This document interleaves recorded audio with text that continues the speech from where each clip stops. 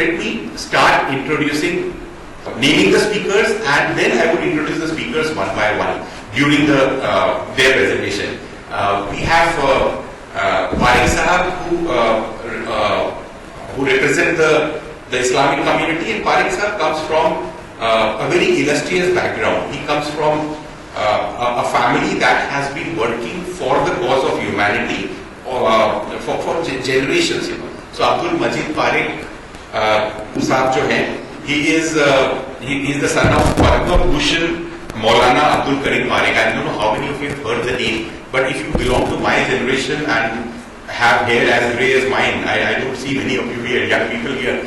Maulana Abdul Karim Parekh, Padma Bhushan, was somebody who did so much for the benefit of humanity and for reaching out to other communities, explaining how impactful and how good Islam is. So he really worked hard. Before the modern TV era of electronic babas came in, he was somebody who was collaborating with Doordarshan. His lecture on Islam was watched by people belonging to all faith communities, including my faith. I would very eagerly watch for his lecture because he would explain humanity. He would explain Islam's relevance in different in the present world.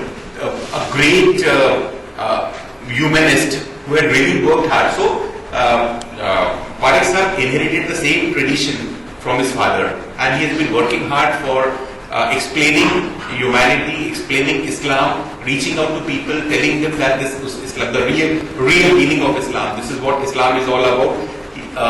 He comes from a family of, talking of his profession, he comes from a family of timber merchants. My father was a forest contractor, his father was a forest contractor, he continues to be in the timber business. So we kind of belong to the same tribe in a way that, we came from the same business background. And that was another reason why I would gel so much with his father, and his father's name was taken with so much of respect in my family as somebody who is into business, but who has devoted entire life for understanding between faith communities.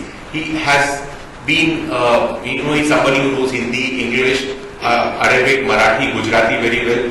He has contributed a lot to charity, a lot to charitable activities. He has been running various charitable trusts and institutions. He has been rewarded, he has been bestowed with lots of national and international awards for peace in society, for spreading the message of humanity. He has been teaching functional Arabic. He has been running classes which teach functional Arabic to people belonging to all faith communities. When you understand the language, you understand the culture, you understand the people. So language learning brings people together. Believing that, he has been working hard for creating understanding through language. He has compiled lots of books to spread the message of humanity and spread the message of Quran and how Quran can be helpful to bring solace to your life. He's a part of lots of organizations. He's invited nationally, internationally on various forums where he speaks about different aspects of Islam and how Islam can help create a better world. With this, I would be handing over the mic to my brother Abdul Majid Parekh ji. Before that, I would just mention that we have two other panelists here who I would be introducing when we start their discussion. We have Madam Kamble, who is Dr. Kamble, who is a Pali scholar of Pali language. Pali is one of those languages of ancient India which was lost in the oblivion, but thanks to Buddhism it has survived, and thanks to the Buddhist scripture and Buddhist literature it continues to thrive. She's one of the scholars who has studied those languages. I was discussing with Reverend Asif that we need to have a course in Pali language for people who would love to learn the language. When you understand the language, you understand the culture. So in order to understand the culture of the days of Lord Gautam Buddha and of Ashoka and other rulers of India and other people who made a difference to India, to make India what it is, we need to learn that language. So I will be requesting later, discussing with her about how to introduce the course in Pali language for people in Nagpur, and maybe an online session for all of you. We also have Miss Asmi. Asmi is may look like a young person, younger than some of you perhaps, but don't confuse the small body size to be somebody who doesn't understand things. She is a UPSC student who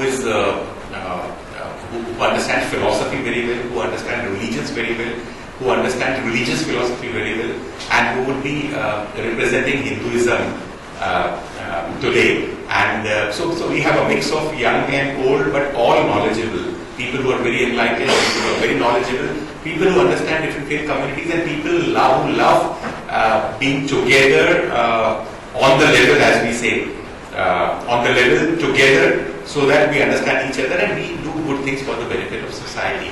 With this, I would, having formally introduced Parekh sir, I would first hand it over to him to explain Islam to us. So Islam is an enlightened religion, as I said. I keep saying again and again, I love Islam for, the very name Islam, as Parekh sir would later explain, is, the connotation is peace. It's the religion of peace. So let's understand from Parekh sir. I hand it over to Parekh sir. Thank you very much, Mr. Tejinder Singh Rawal sir. I wish all of you a very good morning. 5 minutes are there for noon. So a very good morning by saying Assalamu alaikum wa rahmatullahi wa barakatuh. Peace be upon you. And so very kind of you. Thank you so much. I appreciate this.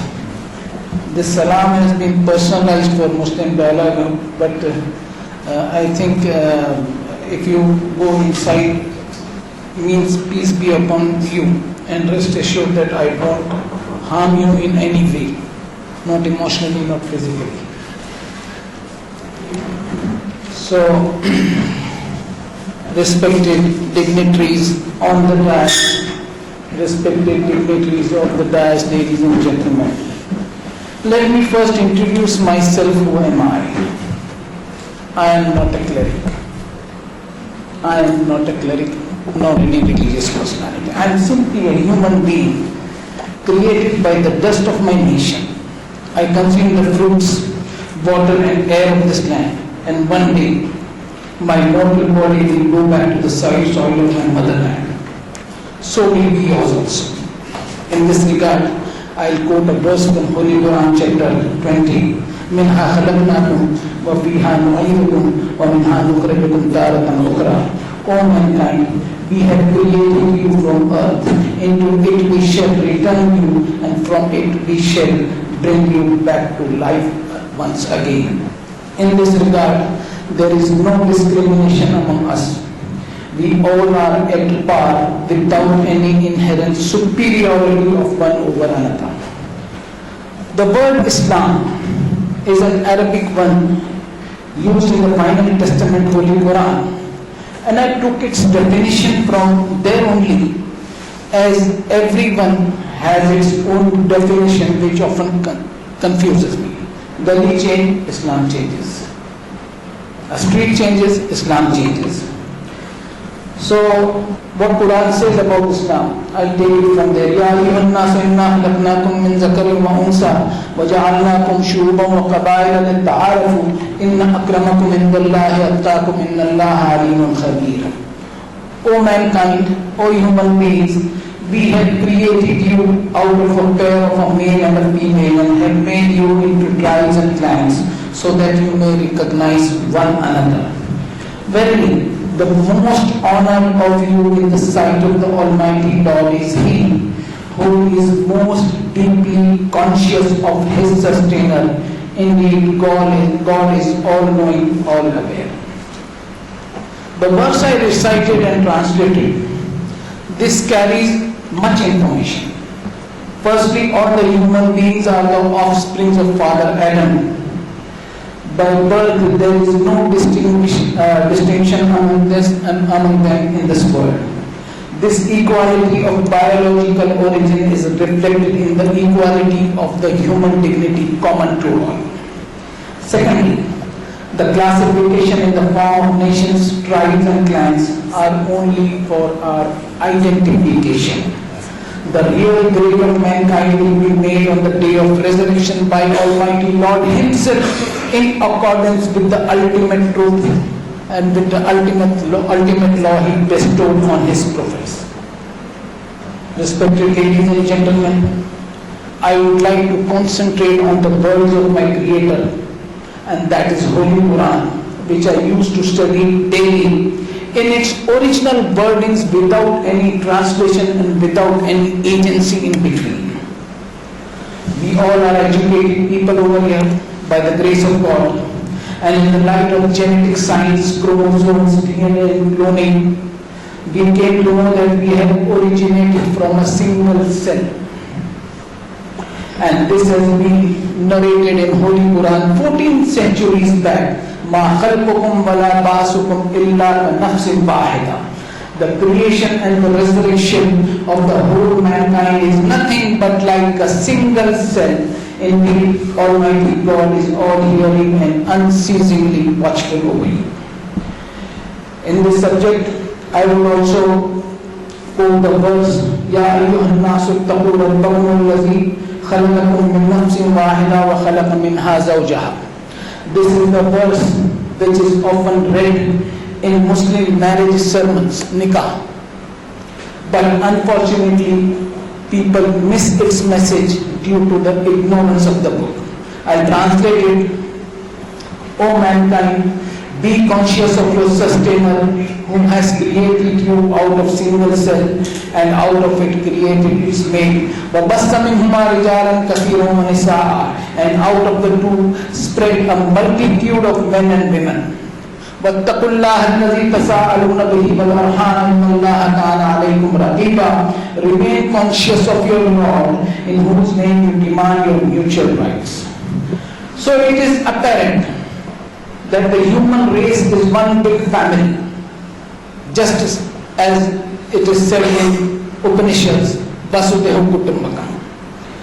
We all are conscious about your duties towards our family, that is micro family, small family. But in wider sense, we should feel our responsibilities towards this big family of humanity. In this big family, ours is an ancient nation having a rich heritage. Once upon a time, we were the providers of all this to other civilizations. I feel after independence, once again, we are at the crossroads so as to be able to provide our heritage to other nations. Respected elites, this is the high time to build the dam before a devastating flood occurs. Because lot of religion thrive in this world, but still the humanity is searching for peace.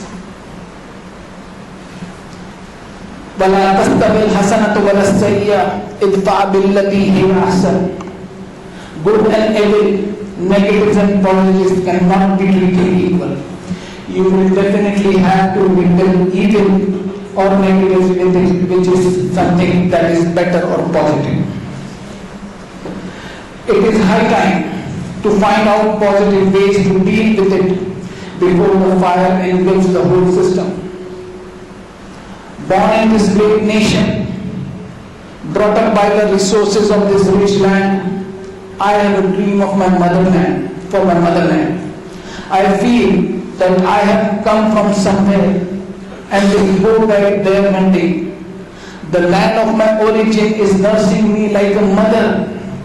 Its environment, air, water, landscapes, trees, mountains are continuously supporting my survival. And this is mentioned in chapter 14, وَآتَاكُم مِّن كُلِّ مَا سَأَلْتُمُوهُ وَإِن تَعُدُّوا نِعْمَةَ اللَّهِ لَا تُحْصُوهَا إِنَّ الْإِنسَانَ لَظَلُومٌ كَفَّارٌ. Your Lord provides you everything your nature may ask. If you try to count your Lord's bounties and blessings, you will never compute them. Indeed, human being is persistent in wrongdoings and stubbornly in greed. Now I should think that the nature who provide all these things and resources to my disposal and support must want something out of me in return. Through such observations, I feel that I have some duties, some assignments. My birth, my life, my survival are not useless and playaway things. After pondering over the usefulness of these natural objects to me, I feel I should also make myself useful to others. My aim is to let my countrymen know their own value, their own usefulness, their own talents and their own wealth, their existence and their final destination after death. I have found that literacy and education are two different things. No doubt after independence, the literacy rate of my country is increasing. But I seriously feel that values are missing. I wish to inculcate in my countrymen that education with human values. This life of mine is quite incomplete. I am in search of completing part that leads me to eternity and permanency. Now let me say this one more thing. The concept of religion by birth creates pride, hatred and prejudice, which ultimately results in violence and bloodshed. Any discrimination on religious grounds will damage the human bond. Just before few minutes, Dr. Tejinder Singh Rawal, Mr. Tejinder Singh told this kind of thing. Since ages, religion has been a point of conflict and confrontation among communities and nations. Much blood has been shed in the name of holy cause. However, in the modern era, we observe that although only a few religions thrive in this world, but they are subdivided into numerous faiths and having bitter differences with each other. The final testament, Holy Quran, guides the humanity how to develop an atmosphere of peaceful coexistence in spite of all such differences and enjoins to cooperate one another for the common good of the society. The first and foremost lesson to be understood is we should agree to disagree. History of the world, as I have studied and understood it, it suggests that whenever religion having a heavy dose of faith, cult, pride or dogma is dragged in polity, has only unleashed deep hatred and heavy bloodshed on this planet. And if religion divides humanity on any ground, how can it be a bonding factor and how can it do a good on this globe? As far as my knowledge is concerned, in our freedom struggle, religion was used in politics for the first time. As a result, my nation was partitioned. India, my nation, which is now a part of SARC, 7 nations came out of it and are still paying a heavy price of it. Few days back, we saw the devastating position of Bangladesh. So, the verses I quoted here form the guiding principles of understanding and interpreting the Quran. Ostensibly, 7 billion people subscribe to belief systems which have that notion of worship of God. And what is the state of humanity today? It is a sickening state, a pitiful state. People are being butchered. Children are being butchered. Schools, hospitals, even graveyards are being bombed. God's houses, places of worship have become most unsafe. And all this is happening in 21st century and we are still unmoved. Is it a sick word? The question arises. Is it a sick word? No. I think we are sick and not the word. We have the greatest level of intellectual appreciation of goodness, but unfortunately least commitment to it. In spite of so many religious systems, all in the name of God, there is widespread poverty, strife, tyranny, hunger and disease. This cannot be a world where God is worshipped, even recognized or acknowledged. Has man not become a very intelligent animal? Man, being a social animal, entirely dependent on others of his kind of survival and progress, God guided him through prophets and scriptures to make him human. Such type of conferences and such type of seminars, those will be very useful to exchange our views, and people will be enlightened with the holy words of God. We must allow God to speak Himself. We should find our religion through its original wordings and not via any agency in between, I feel so. And finally, in conclusion, I would like to say that irrespective of caste, creed, gender, color, and any barrier, we must be fruitful to the humanity, and that Quran teaches. For this purpose, we should develop cordial relations with all human beings. I have observed that results of such type of conferences and dialogues are not more than media glare. In this regard, I quote from the final testament, Holy Quran, La khayra fi kathirin min najwahum. No positive result will come out of conferences, seminars, symposiums, meetings or confabulations.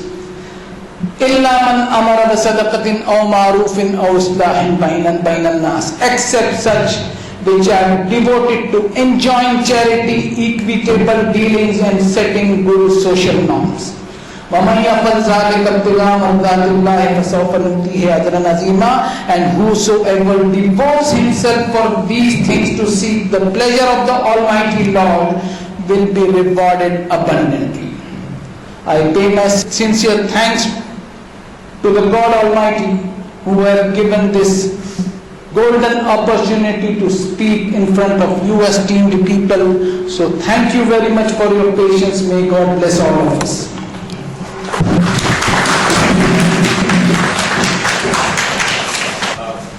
Thank you very much, Parekh sir, for a very enlightening lecture and really set the tone for today's interfaith dialogue discussion, where you talked about humanity, talked about religions, these create conflicts, and the religions have to come forward and join hands together to make society a better place. Thank you very much for your enlightened views.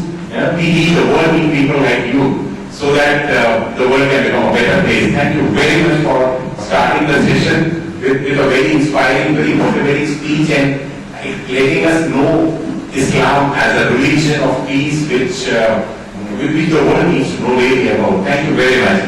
And you may have lots of questions. I would ask you to keep your questions ready, but you have the question answer session together for all panelists after we finish the panel discussion, so that it becomes a more fruitful question answer session. I would request you to keep your questions ready. Please do that. I would the interaction part would be more interesting than the discussion part. Though the discussion has been great, wonderful, but the interaction part would actually bring you more enlightenment and would help you resolve the misconception that we sometimes carry about other religions.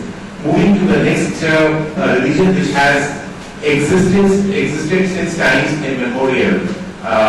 We call Hinduism as a way of life. We say Hinduism is something that is so difficult to define. Every person, I always say it in a lighter way, that there are as many versions of Hinduism as there are Hindus. And who is a Hindu, who is not a Hindu is also a big definition. And this is the beauty of this religion, is that it can encompass any kind of thought process, any kind of ideology and bring it within its fold and it's still called Hinduism. So you have diametrically opposite views, extremely opposite views. People who are almost people of non-faith, non-believers, and people who would worship idols on the extreme end, coming together, defining themselves as Hindus. So you have versions of Hinduism, multiple versions of Hinduism. It's very, very, very complex, very, very complicated from that perspective, because everybody, if I ask each participant to explain what Hinduism is, you will tell your perspective about Hinduism. You will never be able to tell a general perspective, because everybody has his or her own perspective about Hinduism. So Hinduism, discussion of Hinduism requires a scholar who has done a deep study of the subject, who understands the philosophy, who understands other religions, who understands humanity, to be able to do justice to that religion. Picking up one flavor of Hinduism is not Hinduism. Picking up one particular school of Vedic thought and treating it as Hinduism is not Hinduism. Very complex, very complicated. So that was the reason why we approached the young speaker who can do justice to the topic. We approached Asmi to explain Hinduism as we would like to know that religion. It's very interesting that we live in a country which is a Hindu majority country, but we do not understand. When I say we, I don't mean Christians, Muslims and Buddhists alone. I also mean Hindus. Ask a Hindu what Hinduism is and you will find funny answers, perplexing answers, confusing answers, contradictory answers. So, so we need to have an expert. Asmi is a young student who is aspiring to become an IFS officer, Indian Foreign Service officers. So 2 years down the line, she would be perhaps speaking on the same topic in one of the countries where she would be representing India. She's a topper all her life. She has topped her 10th standard exam, topped her 12th standard exam, topped her graduation exam. So, and is aspiring to top the UPSC exam also. We wish her all the best. She has been studying day and night. She sleeps 4 hours every day, not more than 4 hours every day. So she's somebody who's a workaholic. She's somebody who has been burning a lot of midnight oil so that she becomes a successful officer. And we would like Asmi to become a very, to pass with flying colors, bring laurels to India, bring laurels to Nagpur, because we need people like her who have a fair understanding of humanity, a fair understanding of philosophy, of religion, and who looks forward for creating a better society. Thank you very much, Asmi, for accepting our invite, and I invite Asmi to give a presentation on Hinduism. Asmi, please. Distinguished panel members, honorable members of the NCCI, and my brothers and sisters present here, a very good morning to all of you. I hope to bring laurels to my country, but I must mention that I am working very hard to bring laurels to my father, Dr. Rawal. Thank you so much for inviting me.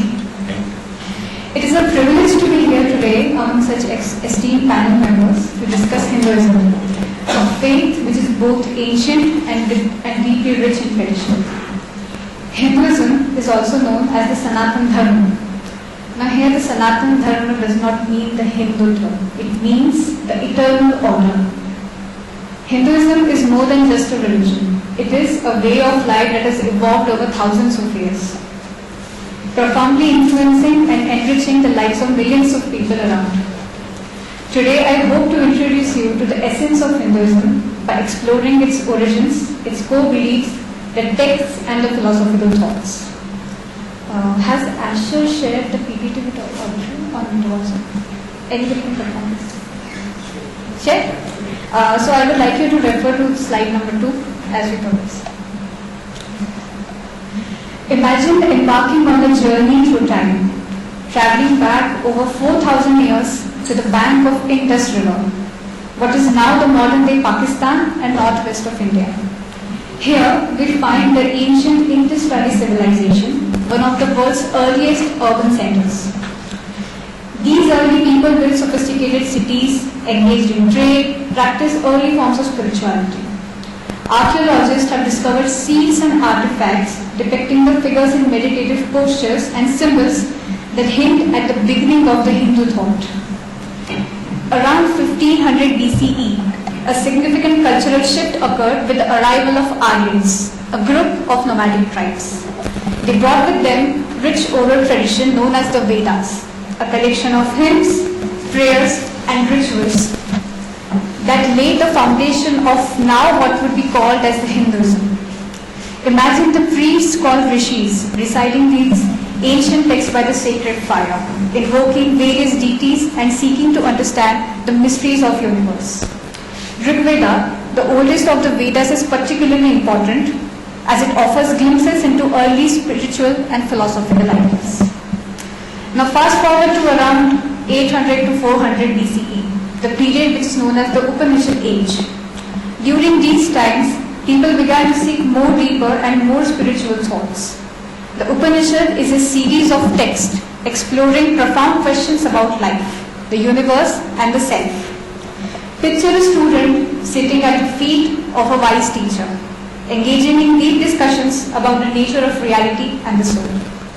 This period emphasized the internal reflection over external rituals, introducing key concepts like the Brahman, which means the ultimate reality, and Atman, which means the individual soul. Next, we arrive at the era of great epics, the Ramayana and the Mahabharata. These stories are more than just tales. They are moral and spiritual guides that continue to resonate with the Hindus. Imagine the adventures of Prince Rama, the devotion to his wife Sita, and the epic battle scenes where Lord Krishna imparts the timeless wisdom of Bhagavad Gita to the warrior Arjuna. The Bhagavad Gita, a part of Mahabharata, teaches about duty, righteousness, and the nature of reality, offering guidance on how to live a virtuous life. Now, during the classical and the medieval periods, that is roughly between 500 to 1500 CE, Hinduism continued to evolve, embracing new ideas and practices. One significant development was the Bhakti movement, which emphasized personal devotion to a chosen deity. Picture passionate poets like saints Mirabai and Kabir, wandering the land, singing heartfelt songs of love and devotion to the God. Their simple yet profound message brought spirituality closer to the common people, breaking down the barriers of caste and social status. Finally, we enter the modern period. The arrival of Islam and later European colonization posed new challenges and opportunities for Hinduism. Visionaries like Swami Vivekananda introduced Hindu philosophy to the Western world, emphasizing universal tolerance and dignity within every person.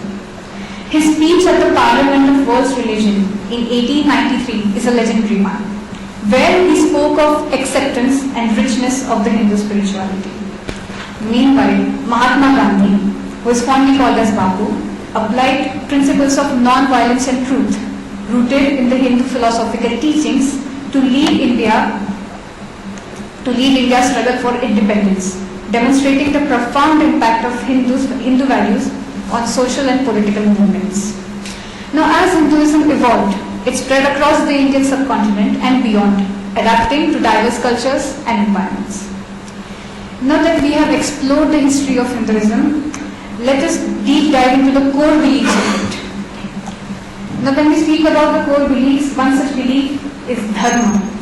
Dharma is a key concept in Hinduism that refers to righteousness and duty. It represents the moral order of the universe and guides individuals to live in harmony with each other. Each person's Dharma is specific to their role in life.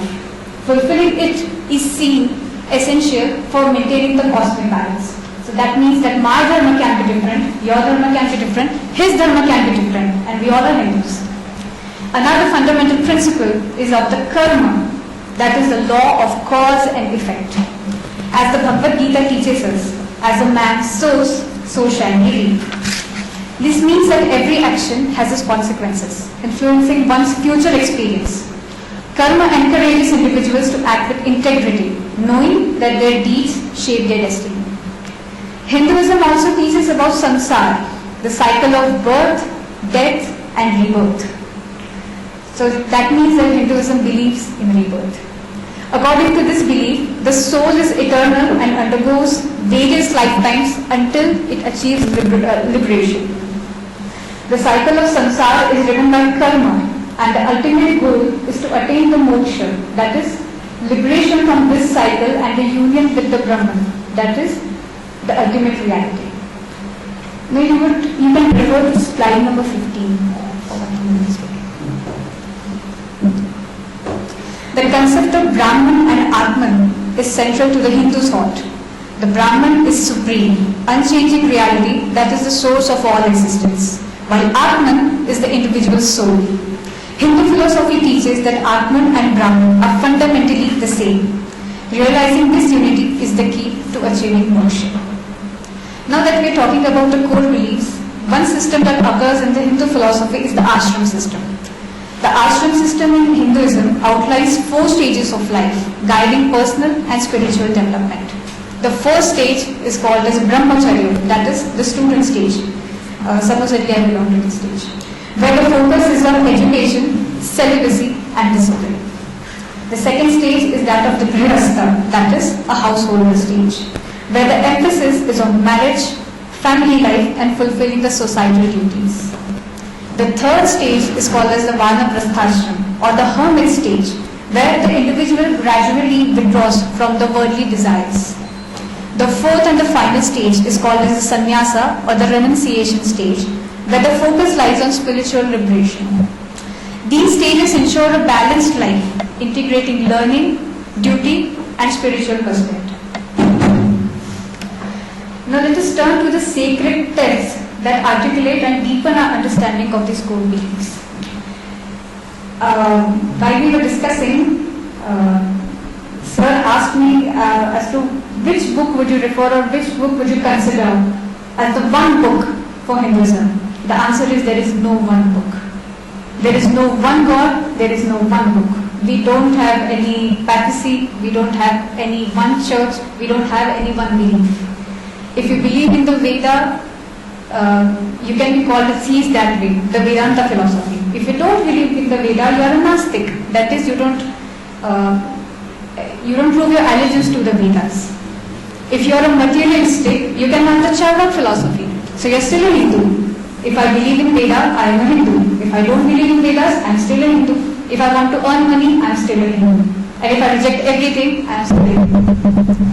That's the beauty.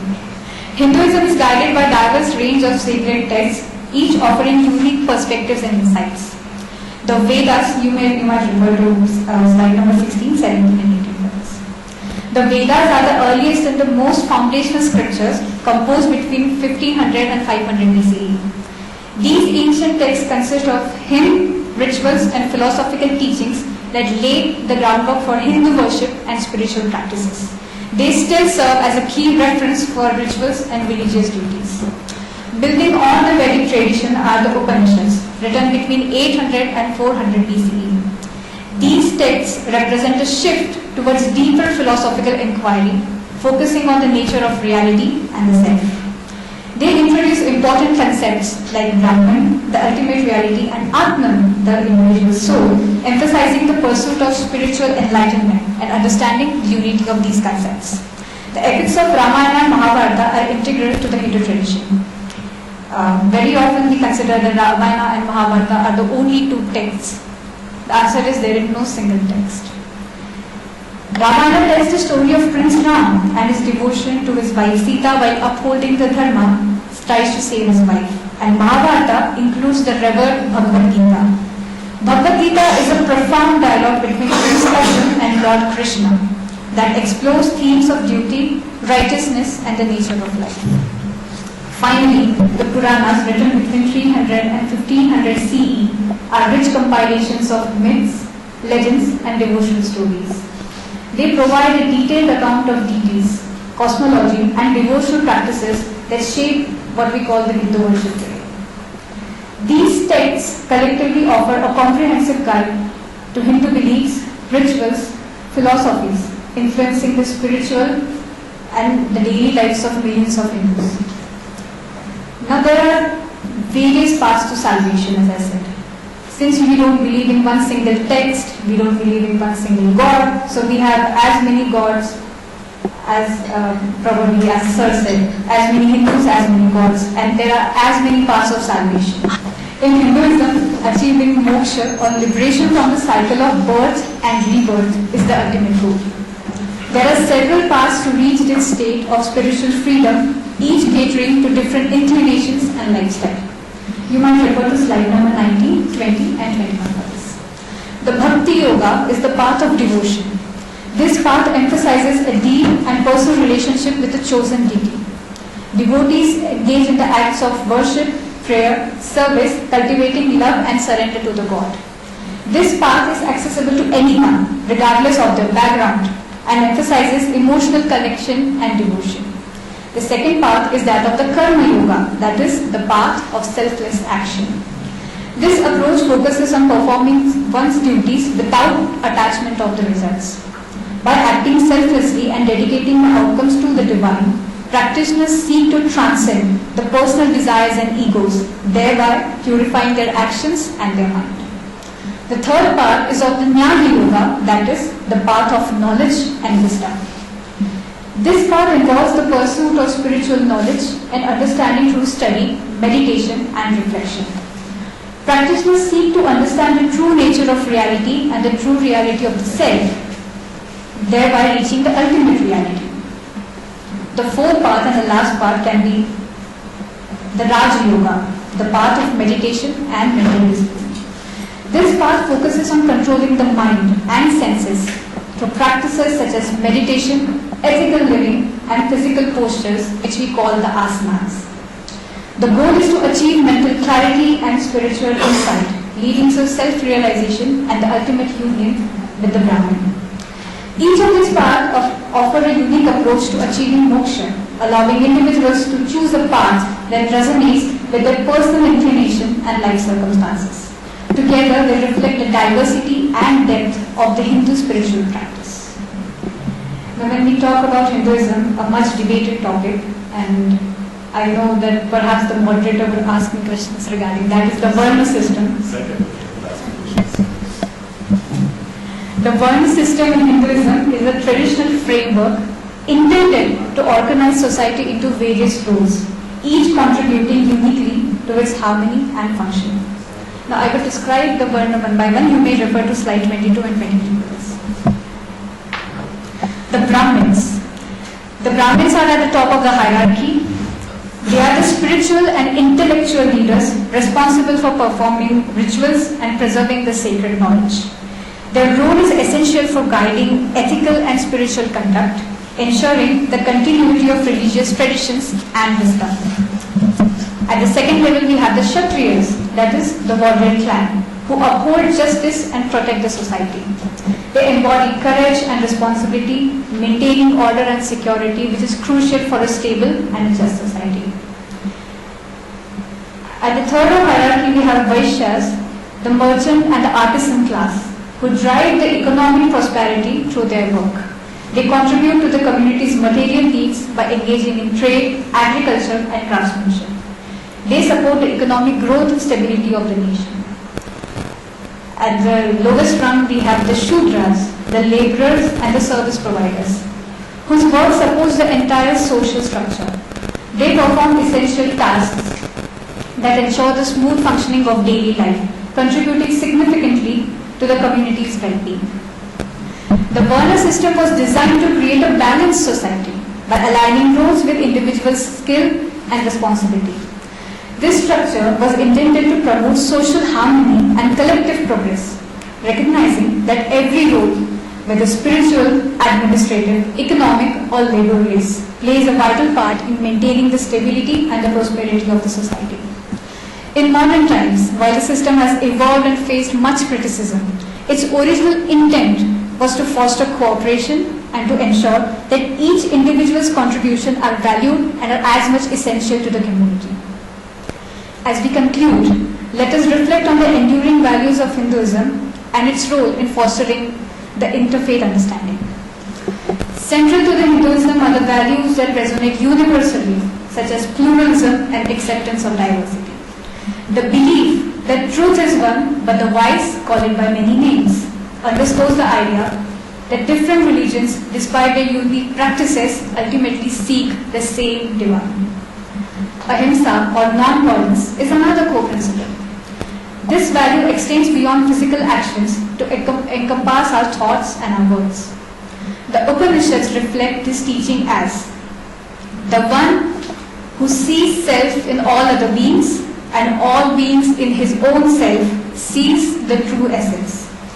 Embracing compassion and empathy leads to a more harmonious and a just world. Respect for all living beings is fundamental in Hindu philosophy. The Bhagavad Gita highlights the true wisdom, which is non-envious and friendly towards all, fostering a society where every individual is valued and honored. These values are further exemplified by the influential figures in Hindu society who have championed interfaith dialogue. As you might know, Swami Vivekananda. An 1893 speech of the Parliament's World Religions, he emphasized the unity of all religions, demonstrating that despite their differences, all faiths seek the same ultimate truth. He emphasized on the virtue of acceptance rather than tolerance. Adi Shankaracharya highlighted the unity underlying all existence, reinforcing that diverse religious practices ultimately point to fundamental oneness. Mahatma Gandhi's dedication to non-violence and social justice reflected the Hindu values and showcased how these principles can promote communal harmony and understanding. A core concept in Hinduism embodies these values, which is Vasudhaiva Kutumbakam, which translates to the world is one family. This idea emphasizes that all humanity is interconnected and should live in harmony and mutual respect. By embracing the values of pluralism, acceptance, ahimsa, compassion and respect, we contribute towards a more inclusive and harmonious world. Hinduism's teaching and actions of these influential figures remind us time and again that despite our differences, we share a common humanity, that we share a common destiny.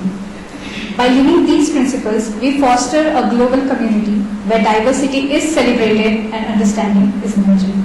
Thank you so much.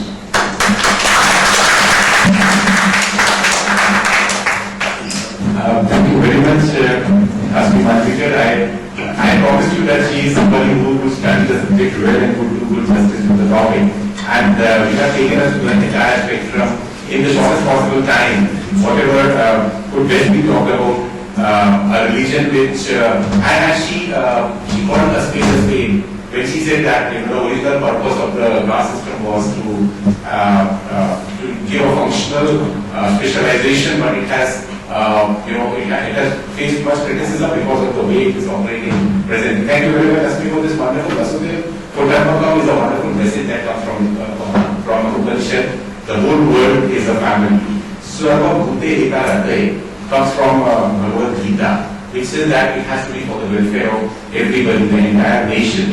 And another beautiful message comes from Upanishad, which says that where there is love and peace, there is God. So where there is love and peace, I think all religions talk about that. Bible says that he who loveth not, knoweth not God, for God is love. Bible says love thy neighbor.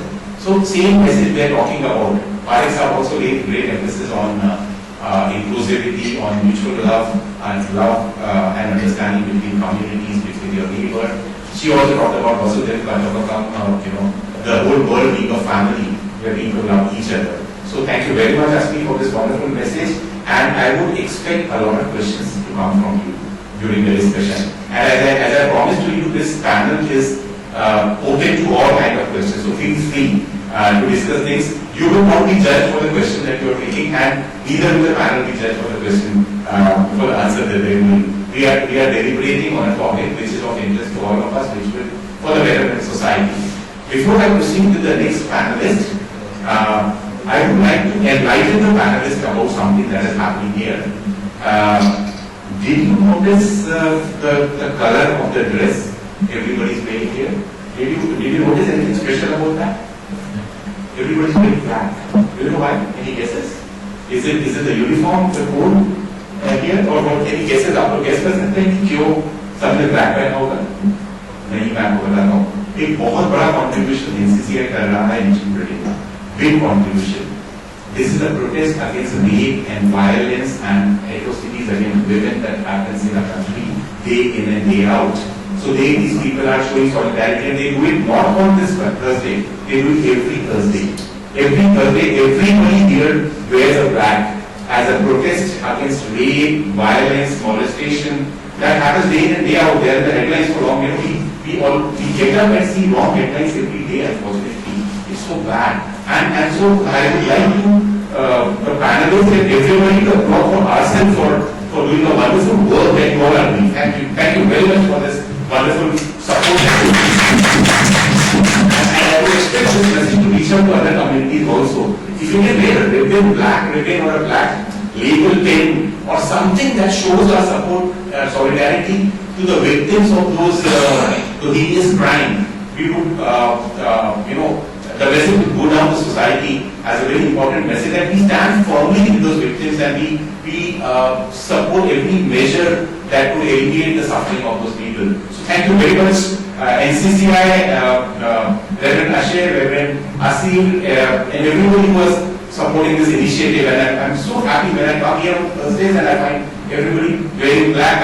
I feel happy that the world is getting safer because of the efforts of the people like you. Thank you very much for that. So we go to the next important religion and next important discussion.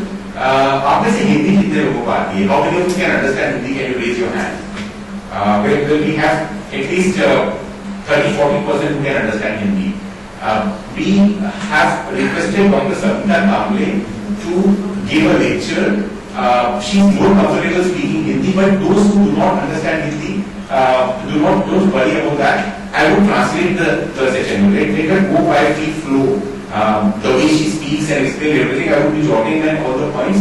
And I understand different faith communities very well. I understand religions very well. So I can interpret this for you. So do not worry if you do not understand the first part of the session, where she would be talking about Buddhism, trying to explain Buddhism in Hindi, which is easy to understand. But in case you miss it out, don't worry about that. We will make sure that the message spreads to you properly, goes to every person sitting here.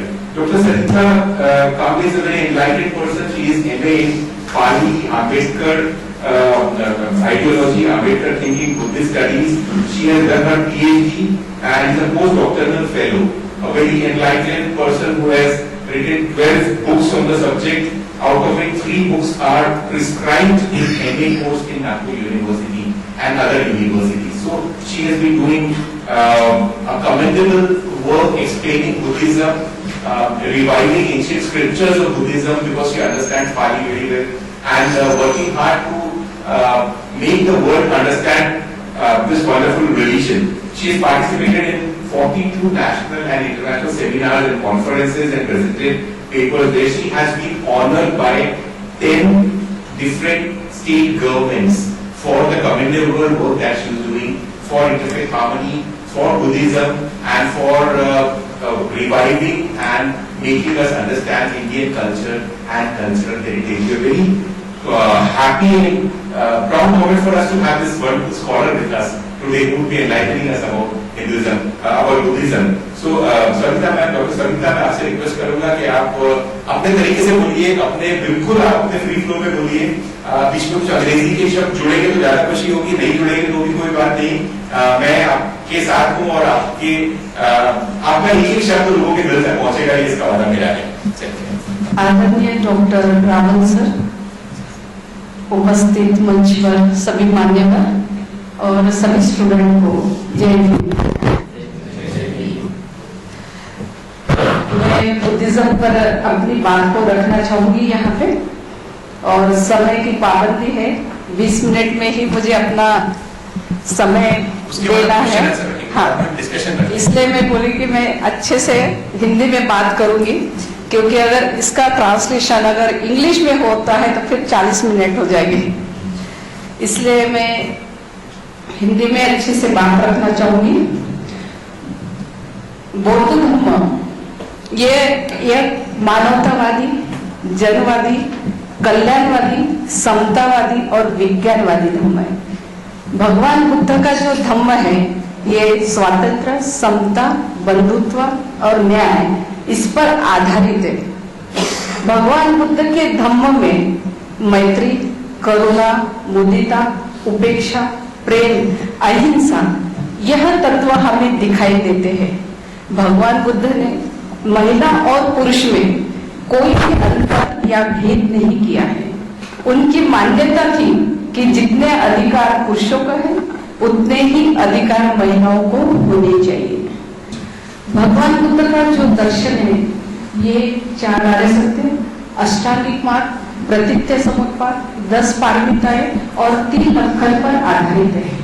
भगवान बुद्ध का एक ही दर्शन है कि मानवतावाद दुखों से मुक्त हो, इसलिए उन्होंने हर प्रकार के दुखों को नष्ट करने के लिए उन्होंने 4 आर्य सत्य बताए हैं, जिसमें दुख, पहला आर्य सत्य है दुख, दूसरा है दुख समुदय, तीसरा आर्य सत्य है दुख निरोध और चौथा आर्य सत्य दुख निरोधगामिनी प्रतिपदा आर्य सत्य।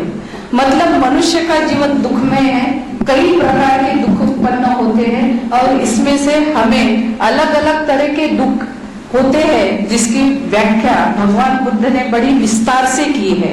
और ये दुख क्यों उत्पन्न होते हैं, इसका कारण क्या है। दूसरा आर्य सत्य दुख समुदय, जिसका कारण है तृष्णा। मनुष्य की तृष्णा इतनी बढ़ गई है जिसकी वजह से हम हमेशा ही मनुष्य जीवन दुखमय होता है। कई कठिनाइयां, समस्या या डिप्रेशन, जो आज की स्थिति में हम इस वर्ड को बहुत बार बार यूज करते हैं कि डिप्रेशन हुआ है, मानसिक बीमारियां हुई है और उसका कारण भगवान बुद्ध ने कहा है कि ये तृष्णा है, जिसकी वजह से हमें अलग अलग तरह की मानसिक बीमारियों से हम घिरे जा रहे हैं। और फिर उसका निरोध है कि इसको, इस बीमारी से हमको निकलना है, इस दुखों को हमको समाप्त करना है, उसका उन्होंने निरोध बताया है। और चौथा आर्य सत्य कि इस मार्ग से हमें कैसे निकलना है। और भगवान बुद्ध का जो चौथा आर्य सत्य है कि दुख निरोधगामिनी प्रतिपदा आर्य सत्य, मतलब भगवान बुद्ध ने बहुत ही सरल मार्ग बताया है और वो मार्ग है आर्य अष्टांगिक मार्ग।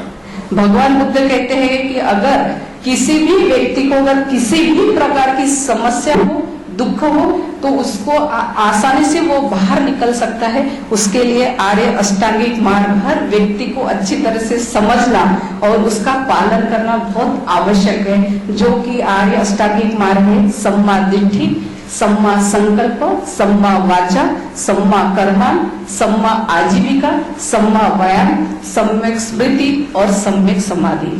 अगर हम इसको अच्छी तरह से जाने तो हमारे सामने कोई भी समस्या है तो इससे कोई भी प्रॉब्लम हो, इससे बहुत आसानी से हम बाहर निकल सकते हैं। और साइंस में तो आजकल जितने भी रिसर्च हो रहे हैं तो भगवान बुद्ध के धम्मों को बहुत अच्छी गहराई से उस पर चिंतन मनन किया जाता है, स्टडी की जाती है। और साइंस भी मानता है कि भगवान बुद्ध ने मन को कैसा कंट्रोल करना और अपने समस्याओं से किस तरह से बाहर निकलना चाहिए, इसका बहुत अच्छी तरह से भगवान बुद्ध ने 3000 साल पहले ये सब उपाय हमें बताए हैं, मार्ग बताए। भगवान बुद्ध कहते हैं कि सम्मा दृष्टि यानी आपको अच्छा क्या है, बुरा क्या है, ये हमें सम्यक दृष्टि सिखाती है। अगर हमारे जीवन में अज्ञान है तो उस अज्ञान का कारण क्या है, किस वजह से हम अपने दुखों में घिरते जा रहे हैं, दुखों से, समस्याओं से हम बार बार बहुत अंदर तक फंसते जा रहे हैं, तो इसको किस तरह से निकालना है, तो ये सम्यक दृष्टि हमें सिखाती है। और जब हम हमारे जीवन में अज्ञान को हम नष्ट कर दे तो प्रज्ञा हमारे जीवन में उत्पन्न होती है और प्रज्ञा से हम अपने जीवन को अच्छे मार्ग पर ले जा सकते हैं और हमारा जो सम्यक ध्येय है या उद्देश्य है, लक्ष्य है, उसको हम प्राप्त कर सकते हैं। यही सम्यक दृष्टि हमें सिखाती है। दूसरा जो आर्य अष्टांगिक मार्ग है, उन्होंने कहा है सम्यक संकल्प, यानी हम कभी किसी के बारे में बुरा नहीं बोलेंगे, किसी की हत्या नहीं करेंगे, किसी की निंदा नहीं करेंगे, हम अपने जीवन में अच्छे काम करने के लिए हम अपने जीवन में संकल्प करें। अगर उस संकल्प पर हम अगर चलते हैं तो हमारे कोई भी समस्या हो उससे हम अच्छी तरह से बाहर निकल सकते हैं और हमारे संकल्पों को अच्छे से हम अपने जो ध्येय है, उद्देश्य है, उस पर हम पहुंच सकते हैं। तीसरा है सम्यक वाचा। भगवान बुद्ध ने तो इस वाचा पर यानी अपने मन पर कंट्रोल, वाचा पर, वाणी पर नियंत्रण रखना बहुत आवश्यक है। भगवान बुद्ध कहते हैं कि वाणी में इतनी ताकत है, अगर हम शत्रु को भी मित्र बनाने की ताकत हमारे वाणी में है।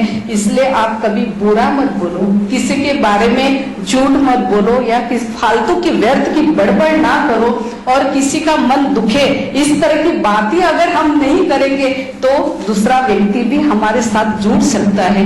इतना सीधा और सरल बात भगवान बुद्ध ने सम्यक वाणी से माध्यम से बताई है और आर्य अष्टांगिक मार्ग हमें यह वाणी के माध्यम से हम किस तरह से इसको फॉलो कर सकते हैं, यही बात हमें सम्यक वाणी के द्वारा हम समझ सकते हैं। उसके बाद सम्यक कर्मान, कभी भी हम किसी प्राणी की हत्या नहीं करेंगे या मनुष्य की हत्या नहीं करेंगे या हम कभी भी अन्याय अत्याचार, जिस तरह से आज समाज में महिलाओं की तरफ देखने का दृष्टिकोण बहुत अलग हो गया है। आज हम देखते हैं कि कितने रेप केसेस हो रहे हैं, महिलाओं को बहुत एक वस्तु की तरह समझा जा रहा है और इसका कारण है कि हमारी जो मानसिक बीमारियां बढ़ती जा रही है और इस मानसिक बीमारियों को बढ़ने के लिए या बढ़ाने के लिए हमारे पास में ही एक छोटा सा जो मोबाइल फोन है, इसके माध्यम से ही हम अपनी बीमारियां बढ़ाते जा रहे हैं। सही मायने में हमारे जीवन में जितने भी समस्या है या दुख है या कोई भी प्रॉब्लम है, उसकी जड़ हमारे हाथ में है। अगर हम मोबाइल का उपयोग हम किस लिए, साइंस ने इसका रिसर्च किया कि मनुष्य को जीवन आसान बनाने के लिए। अगर इसी मोबाइल का उपयोग अगर हम बुरे काम के लिए करेंगे, क्योंकि इसमें बुरा भी है, चोरी कैसे करनी है, किसी का मर्डर कैसे करना है, आत्महत्या कैसे यानी सुसाइड कैसा करना है, ये सभी बातें भी इसमें आई हुई है। यानी हमको जो सील, सदाचार और नीतिमत्ता का जीवन जीना चाहिए, हमें अपने कैरेक्टर यानी अपने स्वभाव को जिस दिशा से यानी धम्म के मार्ग से ले जाना चाहिए, वो बात नहीं हो रही है। इसलिए हमारे कर्म जो सम्यक मार्ग की ओर ले जाने चाहिए थे, लेकिन ये जो जिस तरह की पूरे समाज में आज जो मानसिकता है, तो वो मानसिकता हमें बुरे कर्म की ओर ले जा सकती है, लेकिन सम्यक कर्मान ये हमें अच्छा और बुराई का मार्ग दिखाकर हमें धम्म की ओर आकर्षित करती है और अच्छे कर्म करने के लिए प्रेरित करती है। उसके बाद में सम्यक आजीविका, अगर हम जो भी धन कमाते हैं, अगर हम अच्छे मार्ग से अगर धन कमाए तो हम सुख शांति से अपने घर में सो सकते हैं और हमारा परिवार भी सुख शांति से रह सकता है। लेकिन हम अपनी आजीविका बुरे मार्ग से अगर कमाते हैं और बुरे तरीके से कमाते हैं तो वो धन कुछ दिन के लिए लाभदायक लगता है, लेकिन उसका परिणाम, उसका विपरीत परिणाम हम खुद पर और अपने परिवार पर दिखाई देता है। इसलिए सम्यक आर्य अष्टांगिक मार्ग जो है, सम्यक आजीविका, हमें अच्छे कर्म करने के लिए, हमारी आजीविका बहुत अच्छे से चलाने के लिए ये किस तरह से चलाना चाहिए, यही प्रेरणा हमें सम्यक आजीविका के माध्यम से हमें मिलती है। उसके बाद है सम्यक व्यायाम। व्यायाम का मतलब है निरंतर प्रयास करना। अगर हमने अपने जीवन का एक ध्येय है, उद्देश्य है, किसी को डॉक्टर बनना है, किसी को इंजीनियर है या फिर कोई बिजनेसमैन बनाना चाहते हैं, ये सब काम एक दिन में नहीं होगा, लेकिन एक दिन जरूर होगा। उसके लिए हमें निरंतर प्रयास करने की आवश्यकता है और सम्यक व्यायाम हमें ये निरंतर प्रयास करने की प्रेरणा देता है। उसके बाद में सम्यक स्मृति। सम्यक स्मृति का मतलब है कि हमारी स्मृति हमेशा जागृत रहेगी, अच्छा क्या है, बुरा क्या है। अगर हम बुरे मार्ग पर गए तो हमारी स्मृति जागृत करेगी कि अरे आप बुरे मार्ग पर जा रहे हैं, हमारा कर्म सीधा है, सम्यक और हमें अपने जीवन को ले जाना है। इसलिए हमारी स्मृति हमेशा ही हमें जागृत करेगी कि नहीं, आपको आपके धम्म के मार्ग से ही जाना है। और अंत में है जो 8वां, सम्यक समाधि। सम्यक समाधि मनुष्य को शांत चित्त करती है, अपने मन को वश में करती है, एकाग्रता करती है और संयमशील यानी पेशेंस बढ़ाती है। अगर हमारा चित्त शांत रहे और हमारे सामने कोई भी समस्या आए, कोई भी दुख आए, तो हमारा चित्त कभी विचलित नहीं होता, तो हम बहुत ही आराम से उस समस्या को देखकर उसमें से मार्ग निकाल सकते हैं। इतनी ताकत सम्यक समाधि में है। इसलिए भगवान बुद्ध का जो आर्य अष्टांगिक मार्ग है, यही ये जो दर्शन है, ये मनुष्य के जीवन को जीने के लिए एक प्रेरणा देने वाला है, आशावादी जीवन जीने के लिए एक प्रेरणादायक है। इसको हमें समझकर अपने जीवन में लाना बहुत ही महत्वपूर्ण है। और इसी सम्यक जो आर्य अष्टांगिक मार्ग या 4 आर्य सत्य पर ही भगवान बुद्ध का सारा विश्लेषण है। भगवान बुद्ध का धम्म का प्रचार प्रसार और विकास हुआ है। उसके बाद में जो भगवान बुद्ध ने प्रतीत्य समुत्पाद बताया है, और ये प्रतीत्य समुत्पाद भी बहुत ही महत्वपूर्ण है कि कोई भी बात अकारण उत्पन्न नहीं होती। कोई भी बात उत्पन्न होने के लिए कोई ना कोई कारण होता है। अगर उस कारण को हम अच्छी तरह से जान ले, तो हम अपने दुखों, कोई भी दुख हो, समस्या हो, उसको अच्छी तरह से जान ले, तो उसको हम नष्ट कर सकते, समाप्त कर सकते और अच्छे मार्ग पर हम चल सकते हैं। और भगवान बुद्ध का सिद्धांत है कि परिवर्तन ये प्रकृति का नियम है। कोई भी बात परमानेंट नहीं। अगर दुख परमानेंट नहीं तो सुख भी परमानेंट नहीं। अगर हमारे जीवन में कोई भी समस्या अगर आती है तो वो भी परमानेंट नहीं है, तो उसको भी हम बदला जा सकता है। इतनी ताकत अपने प्रकृति में है, ये धम्म में है। सिर्फ हमें चाहिए कि सिर्फ धम्म को अच्छी तरह से समझकर हमें अपने जीवन को आगे बढ़ाना चाहिए। उसके बाद में जो भगवान बुद्ध ने 10 पारमिताएं बताए हैं। पारमिता का मतलब होता है परिपूर्ण, परफेक्शन। अगर हम अपने जीवन में इस पारमिताओं को पूरा अगर करते हैं, जैसे कि 10 पारमिताएं हैं, जैसे दान, शील, नैष्कर्म्य, वीर्य, प्रज्ञा, वीर्य, शांति, सत्य, अधिष्ठान, मैत्री और उपेक्षा, इन 10 पारमिताओं को हम अपने जीवन में पूरा करते हैं तो हम अपने जीवन को बहुत ही सुखमय, आनंदमय और शांतिमय बिता सकते हैं। इतनी ताकत इस पारमिताओं में है। और उसके बाद ये जो भी भगवान बुद्ध का जो दर्शन है, ये सिर्फ मानव के लिए है, मानवतावाद के लिए। और मानव का कल्याण कैसे होगा, उनके समस्याओं से उसको किस तरह से बाहर निकालना है, केवल मानसिक, शारीरिक ही नहीं तो मानसिक तौर पर इसकी बहुत ही डीपली इसका स्टडी भगवान बुद्ध ने किया है, जो त्रिपिटक साहित्य में हमें सब इनके जो दर्शन है वो सारे पाली त्रिपिटक साहित्य में अंतर्भूत है। और उसको आप अच्छी तरह से पढ़ सकते हैं और सभी लैंग्वेज में ये सब अवेलेबल है। उसके बाद दूसरी भगवान बुद्ध की बहुत ही महत्वपूर्ण बात है कि भगवान बुद्ध ने महिला और पुरुष में कोई भी भेद नहीं किया है। भगवान बुद्ध की मान्यता थी कि जिस प्रकार पुरुष अरहत पद को या निब्बान पद को या सारे अधिकार को वो प्राप्त कर सकता है, तो महिलाएं भी प्राप्त कर सकती है। इसलिए भगवान बुद्ध ने महिलाओं का भिक्खुनी संघ स्थापित किया। आज हम देखते हैं कि आधुनिक काल में महिलाओं के अधिकारों के लिए लड़ा गया है। 8 मार्च हम जागतिक महिला दिन मनाते हैं और उसके लिए उन अधिकारों को प्राप्त करने के लिए हमें कई आंदोलन करने पड़े और कई लड़ाइयां लड़नी पड़ी, तब कहीं जाकर महिलाओं को अधिकार मिले हैं। लेकिन भगवान बुद्ध ने तो 3000 साल पहले महिलाओं को अधिकार दिए हैं। उन्होंने भिक्खुनी संघ की स्थापना करके उन्होंने ये ऐसे व्यक्ति हैं कि सारे विश्व के पहले महापुरुष है जिन्होंने महिलाओं के लिए इतने अधिकार दिए, स्वतंत्रता दी।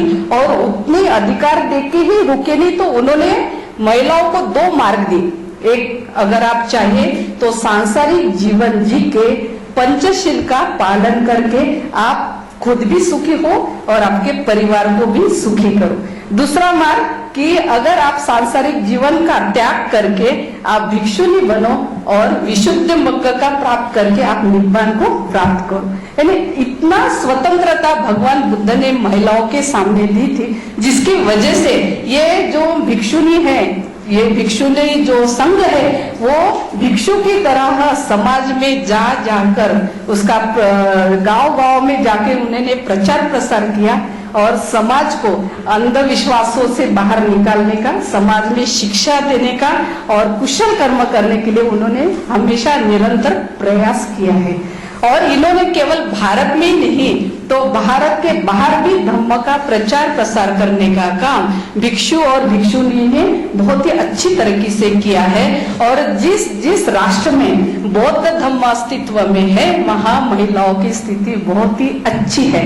महिलाएं हर क्षेत्र में आगे बढ़ती हुई दिखाई देती है, चाहे फिर वो सामाजिक हो, राजनीतिक हो, आर्थिक हो, धार्मिक हो, सांस्कृतिक हो, चाहे फिर शासन प्रशासन का हो या फिर खेती बाड़ी के क्षेत्र में।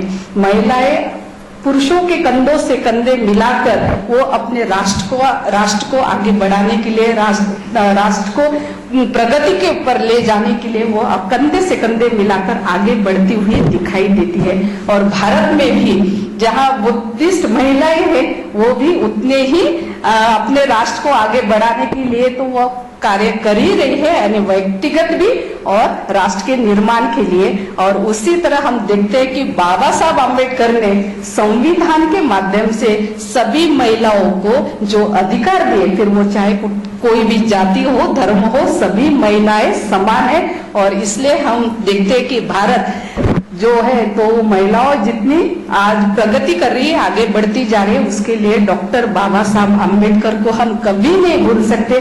उनकी वजह से आप और मैं यहाँ पे हूँ। कोई भी जाति हो, धर्म हो या सबके लिए समान अधिकार डॉक्टर बाबा साहब आम्बेडकर ने संविधान के माध्यम से हमें दिया है। दूसरी बात यह है कि भगवान बुद्ध का धम्म ये समतावादी धम्म था। इसमें सारे जाति हो, धर्म हो, कोई भी व्यक्ति आकर इसमें धम्म के माध्यम पे जुड़ सकता है, क्योंकि भगवान बुद्ध के समय में अलग अलग ब्राह्मण हो, जैन हो या कोई भी धर्म के लोग हो, सब भिक्षु बने थे। और ये भिक्षु बनने के बाद उन्होंने भगवान बुद्ध के जो विचार है, मानवतावादी समतावादी विचारों को आगे बढ़ाने के लिए उन्होंने निरंतर प्रयास किया। भगवान बुद्ध तो यही जानते हैं कि प्रत्येक व्यक्ति ने प्रत्येक व्यक्ति के प्रति मैत्री भाव, बंधु भाव और प्रेम भाव रखना चाहिए। किसी के प्रति द्वेष नहीं करना चाहिए, क्योंकि वो भी मानव है, मैं भी जैसा मानव हूँ वो भी मानव है। इसलिए हमेशा एक दूसरे के साथ हम प्रेम भाव से रहना चाहिए, किसी के प्रति वैर भाव नहीं, किसी के प्रति क्लेश की भावना नहीं होनी चाहिए। इसलिए भगवान बुद्ध ने कहा है, नहीं वेरे न वेरानी संबंधित कुदाचनम अवेरे न च वेरनी एस धम्मो सनातनो। मतलब वैर से वैर कभी शांत नहीं होता, अवैर से ही वैर शांत होता है। यही सनातन धम्म है, यही भगवान बुद्ध का धम्म है। इसलिए आज विश्व में युद्ध की नहीं तो बुद्ध की आवश्यकता है। बुद्ध की मैत्री, करुणा, बुद्धिता, उपेक्षा, प्रेम और अहिंसा की आवश्यकता है। भगवान बुद्ध के धम्म में इतनी ताकत है कि आज सारे विश्व को शांति के मार्ग पर, प्रेम के मार्ग पर, बंधुता के मार्ग पर और मैत्री के मार्ग पर लेने की ताकत है।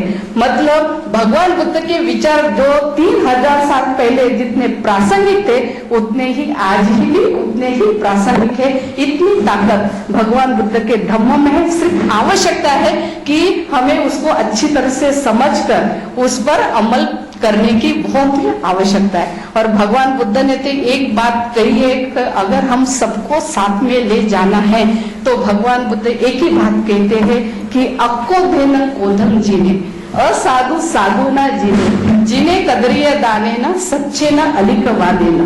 यानी क्रोध को अक्रोध से जीतो, बुराई को भलाई से जीतो, कंजूस को दान से जीतो और असत्य को सत्य से जीतो। आप करके देखें तो आप अपने मन के जो कुछ विकार है उसको पूरी तरह से हम नष्ट करके हम सबके प्रति मैत्री भाव, बंधु भाव और करुणा भाव और प्रेम भाव निर्माण कर सकते।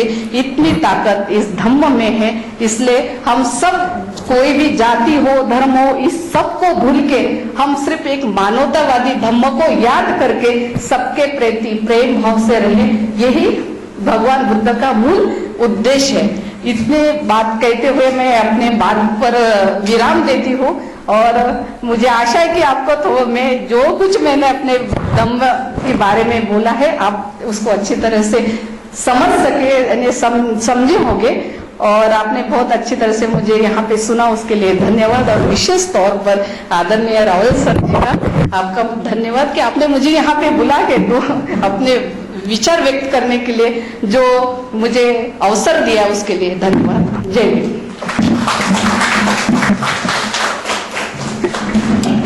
Thank you very much, Dr. Savita Kamble. Wonderful, in the shortest possible time, you could tell so much about this wonderful religion. I will try to summarize for the benefit of those who perhaps do not understand Hindi.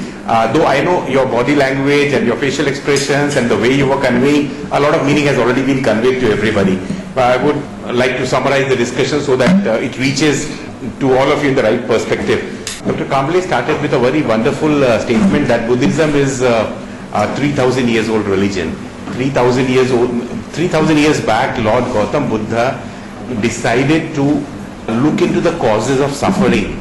Why people suffer? This is so relevant. As she said, it is so relevant even today. All the philosophy of Buddhism. Why the world is fascinated by Buddhism and why the world finds Buddhism to be a place for solace and a place for solution to all your problems, even now in the contemporary situations where we are all so stressed up and we are all we all look for solutions in the religion for the problem that we are facing in the present society. Buddhism is extremely relevant in that sense.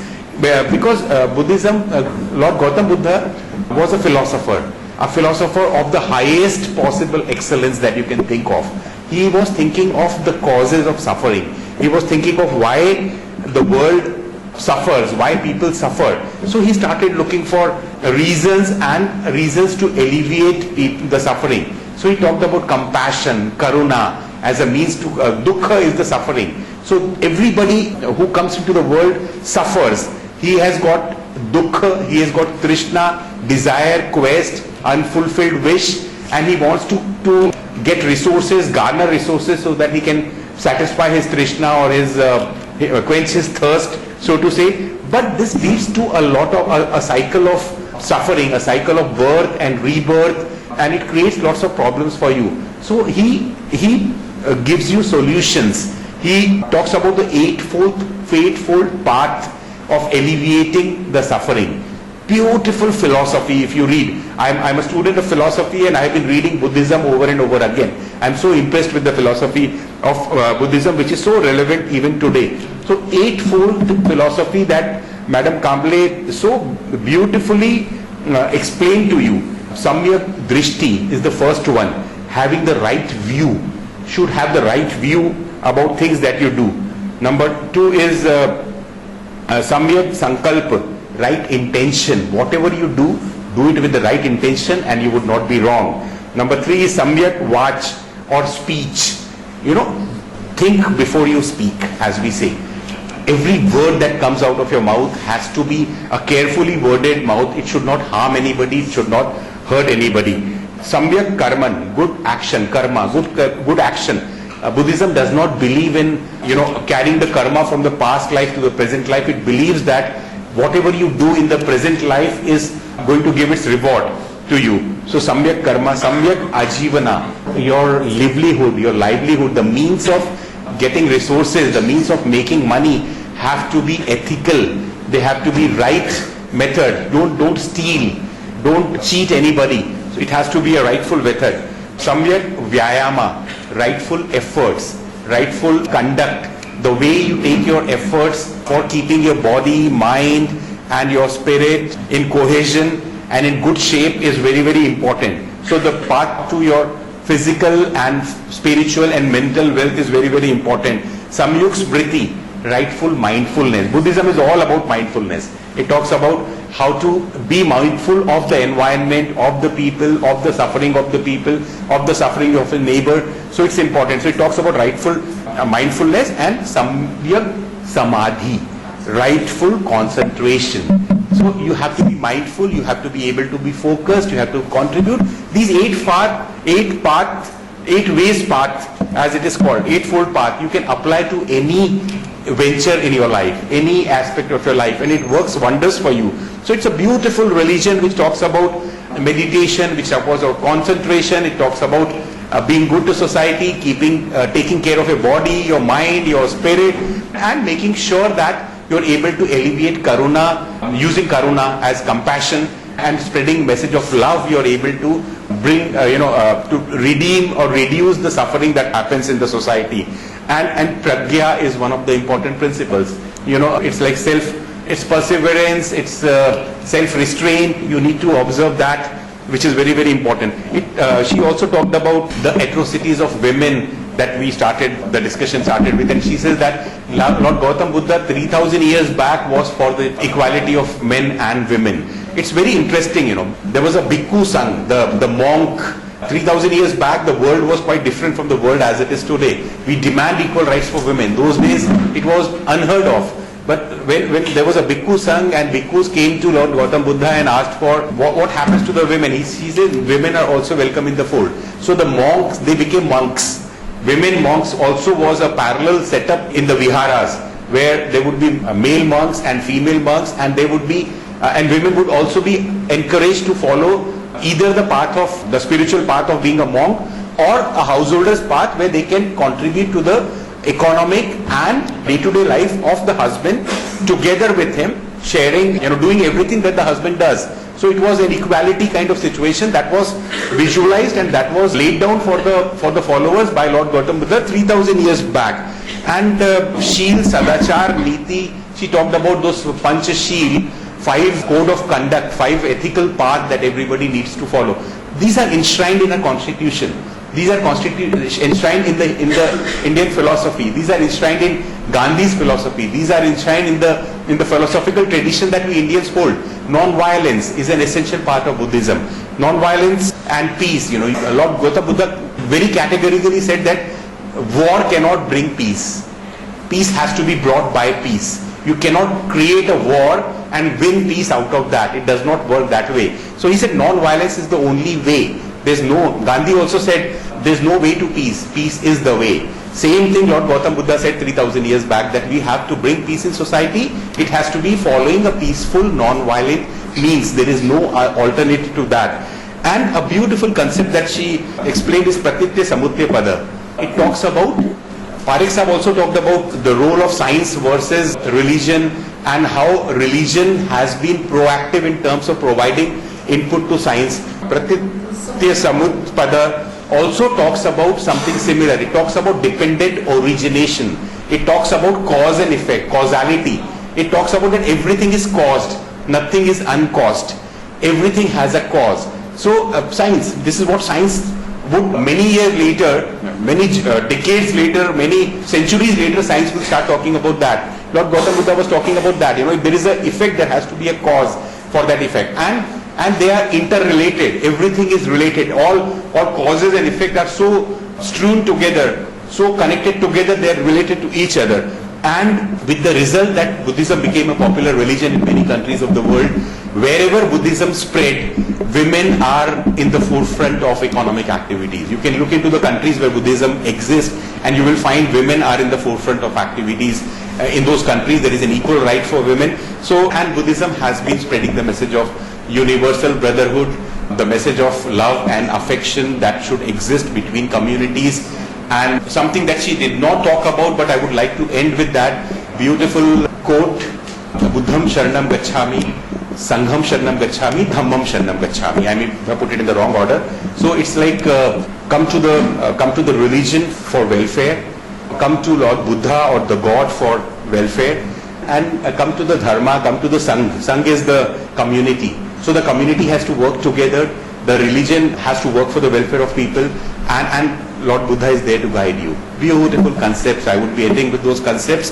And thank you very much, madam, for an enlightening discussion. And I do hope मुझे लगता है मैंने सार्थक किया होगा पूरी तरीके से आपने जो कहा उसका ट्रांसलेशन, और अगर कुछ मिस हो गया होगा तो माफी चाहूंगा, लेकिन मैंने कोशिश की है कि जहां तक हो सके पूरी बात लोगों के दिल तक पहुंचा सकूं, तो शायद पहुंचा ली गई है.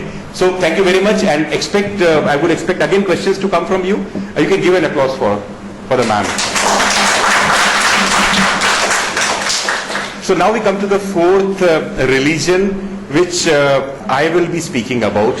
My own religion, Sikhism, though I believe in religion of humanity being above all religions, and that's the reason why we all are here as enlightened citizens of the world who are talking about different religion, understanding different religions so that you can do service to humanity. We talked about Islam, we talked about Hinduism, we talked about Buddhism. These are religions which have existed for centuries. Islam for 1400 years, Hinduism for I don't know how many years. She said 3000 years back. She traced it 3000 years back. It has gone, it goes much beyond that also. And we talked about Buddhism, which again existed for more than 3000 years. So we are talking of now a young religion. A religion which has recently come into the fold. Recently because when you talk this kind of history of 3000 years or 4000 years, 500 years looks like a small period, a recent period, not even 500 years. The religion came into formal shape 300 years back. 1699 was the year of formation, formal formation of Sikhism.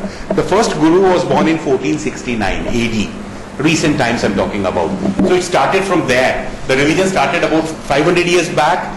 The formative years of the religion, I mean. And then for 200 years, the religion was in the formative stage. 1699, which is like the near history for all of us. At that time, the religion got its formal shape and has been in the forefront of religious philosophy, trying to bring people of different faith together, irrespective of the faith community they belong to. Sikh religion does not believe in excluding anybody, so it welcomes everybody to its fold, not even to its fold. It does not even believe in conversion. It just wants you to be a good human being. It just wants you to be somebody who would do good service to society. Whether you become a formal Sikh or not does not matter to Sikhism.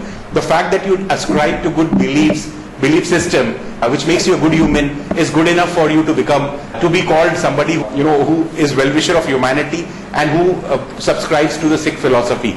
Guru Nanak Dev, the founder of Sikhism, came out with a very interesting statement. He said, "Na ko Hindu, na ko Musalman." There is no Hindu and there is no Muslim.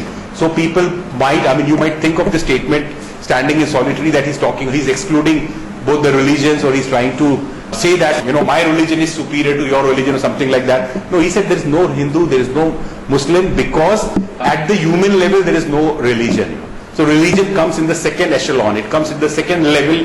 First level is the level of humanity. So for the God, there is no religion. For God, there is only one religion. And he in fact came out with a very interesting statement in one of the verses in Guru Granth Sahib, when he said, "Awwal Allah noor upaye, Kudrat ke sab bande, ek noor te sab jag upjeo, kaun bhale ko mande." If I explain you the meaning, you would really appreciate. As a Christian also you will be able to appreciate. As a Muslim also, Parekh Sahib would be able to appreciate. All of us would be able to appreciate the meaning. It says, "Awwal Allah noor upaye." Allah is Allah, God. So he is deliberately using the Muslim name for God to bring out to the people that I have no aversion in using any of those terminology. So Awwal Allah noor, noor is light. First God created light. Now this reminds you of Bible? Yes. First God created light and said what? And what? Do you remember the whole? Yeah? Go ahead. Can you tell me the whole? Yeah. Let there be light. And there was no ignorance on the face of the earth, So first God created light, and the humanities were created out of that. This is what we say. This is what the Quran says, this is what the Bible says, this is what the Torah says. This is what Guru Granth Sahib also believes, that Awwal Allah noor upaye, Kudrat ke sab bande, everything emerged out of that light. Ek noor te sab jag upje, the whole world emerged out of the same light. This belief every religion holds. Kaun bhale ko mande, when everybody emerges from the same light, how can you call somebody good and somebody bad when everything emerges from the same source? So this light could be metaphorically interpreted as source, same source, whether you call it whatever you like to call it, but it emerges from the same source. So when everybody is the creator is the creator of every creation, then why the fuss? Why do you discriminate between men? Why do you discriminate between people belonging to different faith communities? Why do you discriminate between people of different color, caste and creed? Guru Nanak even goes further to say, "Mati ek anek saaj kar saaje sirjanhara, na kachpoch mati ke bhante na kachpoch kumhara." When the God used the same clay, when the potter used the same clay to create different pots. Some pots are good, some are bad, some are created in a different manner, some serve different purpose. Why do you blame the creator, the potter, or the pots for something that has come out of the same clay? So, this is how it talked about synthesis, it talks about bringing everybody together. So, this is how the religion started 500 years back, when Guru Nanak, the founder, found that Hindus and Muslims were trying to prove their own superiority of their own religion. So he came from a Hindu background, but he said, no, this is not the way. Let's all work together. Let's work together for humanity. So he was not even creating a religion. He was preaching for the good of humanity. He was preaching for the interfaith harmony. He embarked upon different udasis. Udasis are the yatras or the travels or the pilgrimage, as we like to call it these days. He went on different pilgrimages to different centers of the world, meeting people of Hindu faith, Muslim faith, Buddhist faith, Jain faith. He even came across Jews, and he talked to those people. He tried to understand their religious beliefs, and he tried to find out a solution to the problem of each religion claiming its own superiority. So he started talking about oneness. So first thing he did was he tried to find practical solutions to the problem. People of different faith would not come together those days. The caste system was unfortunately had taken a bad shape. Since the time Asmi talked about, it was a wonderful institution. It had denigrated into something which was very bad. So Guru Nanak started inviting people to come to his discourses, and he would sing praises of Lord. The way we sing in the church. Same way he started inviting people. He would sing the name of praise of the Lord in musical traditions, using traditional musical heritage that we have got, and started bringing people together. And then the later gurus introduced the concept of what is called Pangat. So Sangat is bringing people together. Sangham Sharanam Gacchami is same as Sangat that Sikhism talks about. Bring people together as a community. So he started bringing people together. Then he realized that people of different faith communities do not eat food together. They have their own traditions. Hindus would not eat bread with the Muslims, and Muslims and Hindus also, different caste communities would not eat food together. He made it a point that everybody has to sit together in the langar, which is the community kitchen. And before you get into the Gurdwara, you are supposed to eat food together. This was to bring about a unity, a uniformity, a sense of harmony between different communities. So he made sure that everybody, so you're not eligible to come to Gurdwara unless you're willing to share bread with me. As simple as that. So come together, we share bread together, and that has become the key USP of the community now. The Sikh community takes great pride in reaching out to people with community kitchen. The Bangla Sahib Gurdwara in Delhi serves more than 100,000, more than 1 lakh people of different faith communities. Only 2% are Sikh. So every community goes there and eats the food. During Corona, everybody was depending upon the Gurdwara. Every Gurdwara in every city of the country would be working hard for having a kitchen which is meant for the benefit of everybody. Golden Temple in Amritsar would serve about 3 lakh people every day. 3 lakh, langar for 3 lakh people. So every Gurdwara, you are going to visit a Gurdwara today where we meet every day, and every weekend we have a community kitchen where more than 20,000 people, 15,000 people of different faith communities come together. Whenever we have a tourist or a traveler or a bus coming from South India going to North India, the buses would invariably stop in the Gurdwara. They would get a shelter, they will get a place to stay, they will get tea, coffee, and they would get dinner, and they can stay there free of cost. And this has been there in all the Gurdwaras all over the world. So when he created that kind of structure where communities could come together, he was very vocal of the right of women. So the Guru system started with Guru Nanak Dev, and then we had a succession of Gurus. Gurus are not gods. They are not gods. Guru said that I am not God, I am just one of you, and I am guiding you because I understand things. So we created a concept called Vaheguru and Sadguru or Guru. So Guru, is a teacher. Why Sikhism is called Sikhism and why a Sikh is called a Sikh? Sikh means Shishya, student. So a Sikh is always a student, he is always a learner. He keeps learning about his religion, learning about worldly affairs, learning about different skills, and So a Sikh is a student and Guru is the teacher. So it's a Guru Shishya Parampara, teacher student or teacher pupil kind of relationship that exists between the Guru. So the Guru Nanak said, I am not God, I am your teacher. Guru is Vaheguru. So he called Vaheguru the Guru. Vaheguru is simply means the exalted Guru or the wonderful Lord, as we call it, So, oh wonderful Lord, as we call it in Christianity also. So he called Vaheguru as the wonderful Lord, the Lord of the world, who is omnipotent, omniscient, omnipresent, who we cannot see. So, the Guru Granth Sahib, the holy scripture of the Sikhism, starts with this verse, which Parekh Sahib was sharing with me before we started this discussion. Ekumkar Satnam Karta Purak Nirpao Nirvair Akal Murat Ajuni Sevan Guru Prasad, which means that Ekumkar, the God is one. Satnam, true is his name. Karta Purak, he is the creator of the world. Nirbhav, he does not fear anybody. Nirvair, he has no enemies. He does not create enemies. Akal Murat, he is undescribable. He is immortal.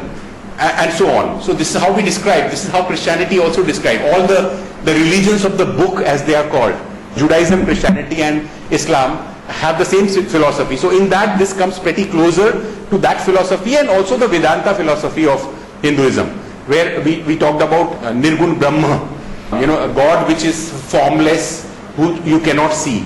So Sikhism also talks about that. So Sikhism draws from religious philosophies of different religion philosophy and makes it appealing to the people, telling them that, and the word Ram or Rama is used 1450 times in Guru Granth Sahib. A religion that belongs to a community which is different, faith community which is different, talks about Ram 1400 times. It talks about Allah, it talks about Rab, it talks about God in different names. It does not matter. The holy book, Guru Granth Sahib, is a unique book in the sense that it has the recordings of the scriptures written by those 10 gurus, and it also has got writings from saints belonging to different faith community. Kabir was a low caste Hindu or Muslim, we do not know much about that. Farid, Hazrat Baba Sheikh Farid Ganje Shakar was a Muslim priest. So a lot of his writings come into Guru Granth Sahib. Sant Namdev from Maharashtra figure into that. Sant Ravidas was a cobbler from North India. He figures into that. So a lot of people from different faith communities who were writing for the good of humanity came together. Their writings were incorporated in Guru Granth Sahib so that we spread a message of peace, harmony, love, goodwill among communities to each other. So it's a comprehensive kind of religious book which contains writings of different faith community, people belonging to different faith community. The Golden Temple in Amritsar, which I think everybody knows of, some of you would have visited also perhaps. The foundation stone of Golden Temple in Amritsar was laid by Mian Mir, a Muslim saint.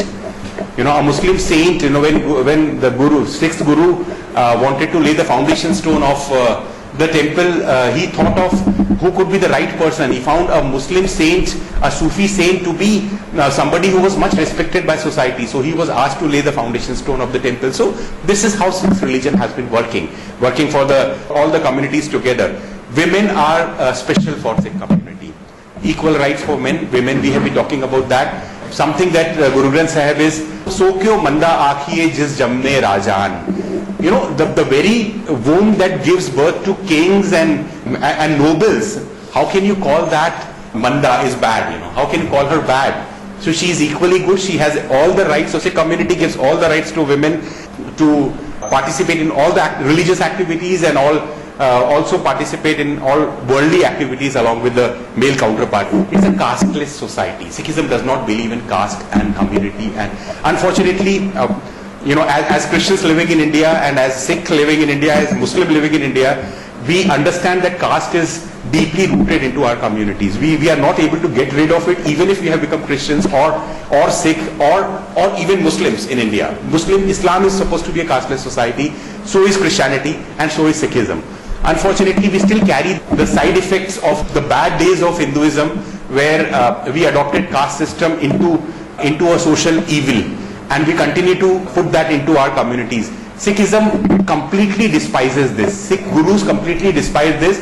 But as I said, on a practical note, we need to understand that they are thing of the past. We should not be hanging on to something that happened in the past.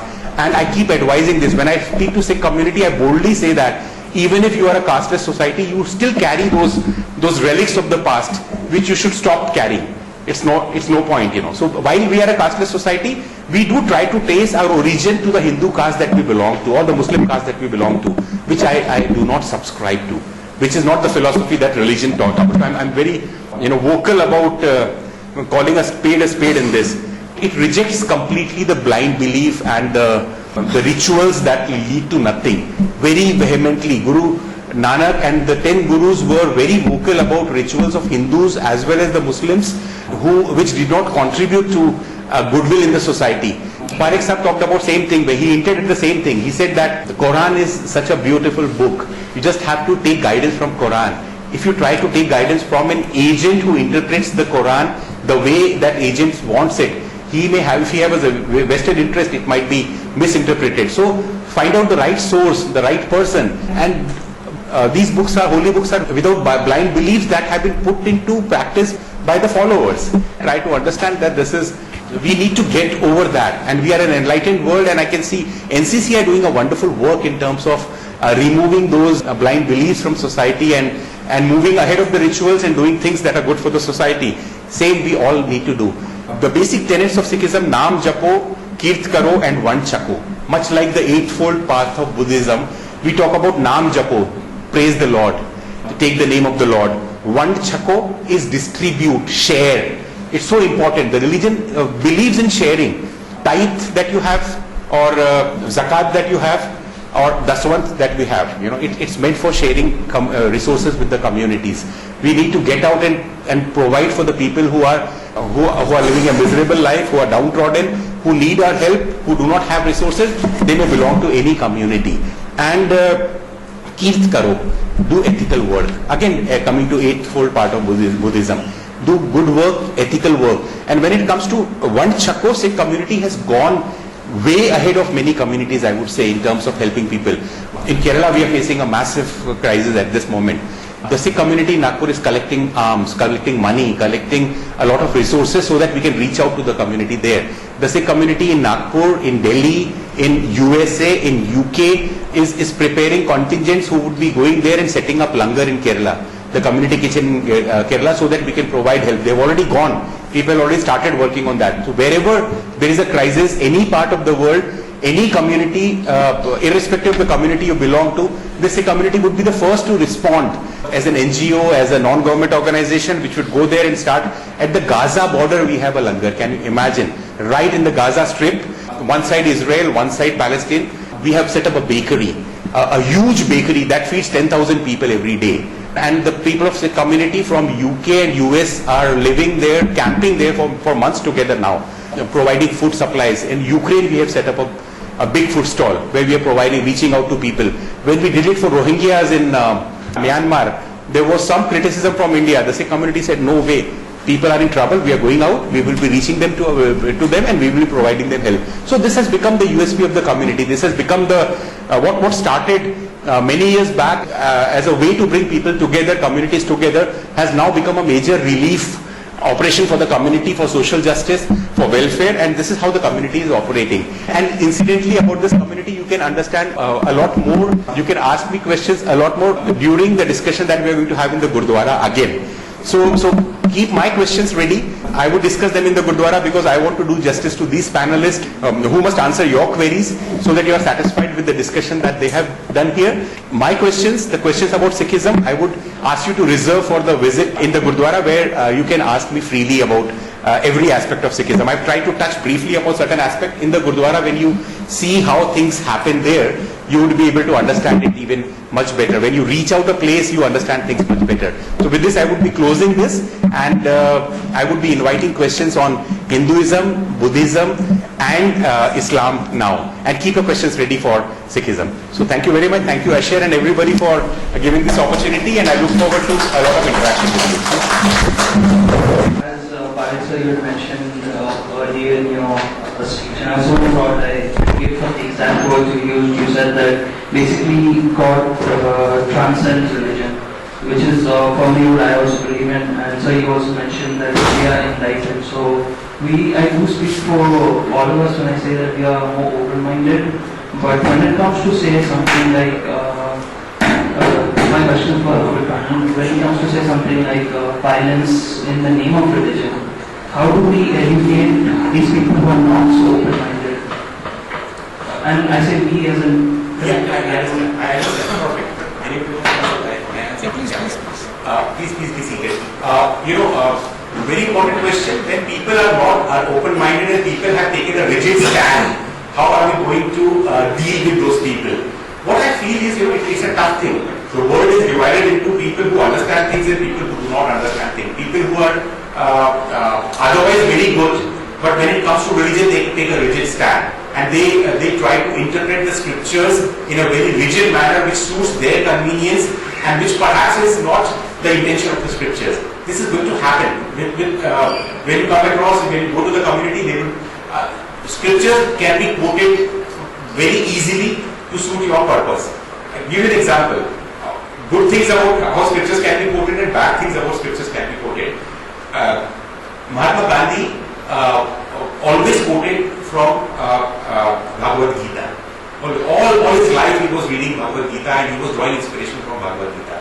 Bhagavad Gita is what? Bhagavad Gita is wartime sermon given by Lord Krishna to Arjun about how to wage a war effectively. So remember, something that was a wartime philosophy has so much of peace element built into it that Gandhi could draw those elements from that and Gandhi could use it for non-violence. Imagine a wartime philosophy being used for non-violence.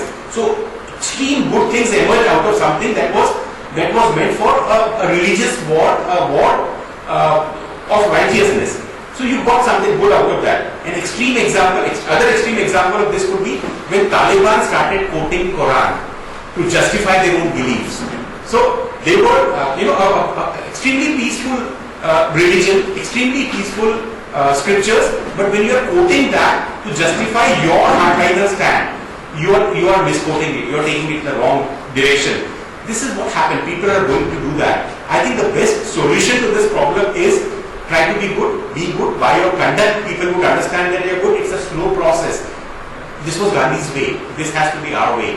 Reach out to the people who understand you and do not give up hope. People will understand you gradually. I can see a great transformation. While our society is getting divided between people who are good and people who are not good when it comes to religion, I can see a great change taking place in terms of a lot of people who are able to understand things and then they dilute their scan and they say no, this religion is also good. So do not lose faith. Things are going to get better if you have patience. And some people would not change. Let it be. Still do your good. Still do good here. Keep doing good here. Thank you so much. It was a lovely question. I appreciate that. One thing I want to add with Rawal sir, that we should remove the system of personality cult. What happens is, being a Muslim, I'll give my example. I should keep myself ready and dedicated to apply the teachings of Prophet Muhammad in my life. If someone abuses Muhammad, I start fighting. That is wrong. This is personality cult. I want to apply and implement those teachings into my life. So I should live according to Muhammad. I should not fight on Muhammad. Same is applied in everyone, Mahatma Gandhi or other personalities, other figures. Personality cult should be removed and the teachings of the personality should come forward. Thank you. Beautiful. Yes. Perfect. Second question. I feel like for the last one hour, I learned so much than the past 20 years of my life. So it was a beautiful experience. Mohan Shukriya. Thank you so much for this experience. So my question is, again, it's like a continuation of what he said and about also how we talked about the right sources and misinterpreting. So how can we, as people who just learned about your religion, how can we continue our learning? Would you suggest us any author, any commentary of the sacred books, which we could continue our learning for each of the resources here? I will answer then I will let other speakers also answer. From his father. He has done a wonderful job in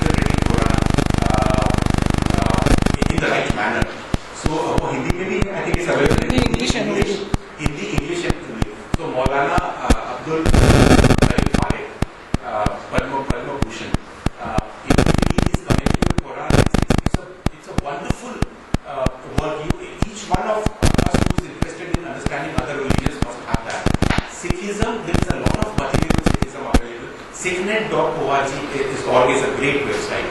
Sikhnet, Sikhanet, is a great website that explains about Sikhism. About Buddhism, there are many books available now. Buddhism has got different versions, and different countries have different versions of. We have Mahayana Buddhism, and we have Theravada Buddhism. So we have different versions of Buddhism, each teaching the same thing in a different manner. So you can pick up any of those versions of Buddhism. A beautiful book written by Dr. Babasaheb Ambedkar, whose reference she made, the Buddha and his Dhamma, is a great book to read to understand Buddhism, which is written by somebody who is relevant to us and who would make the religion relevant for us. Hinduism, what do you suggest?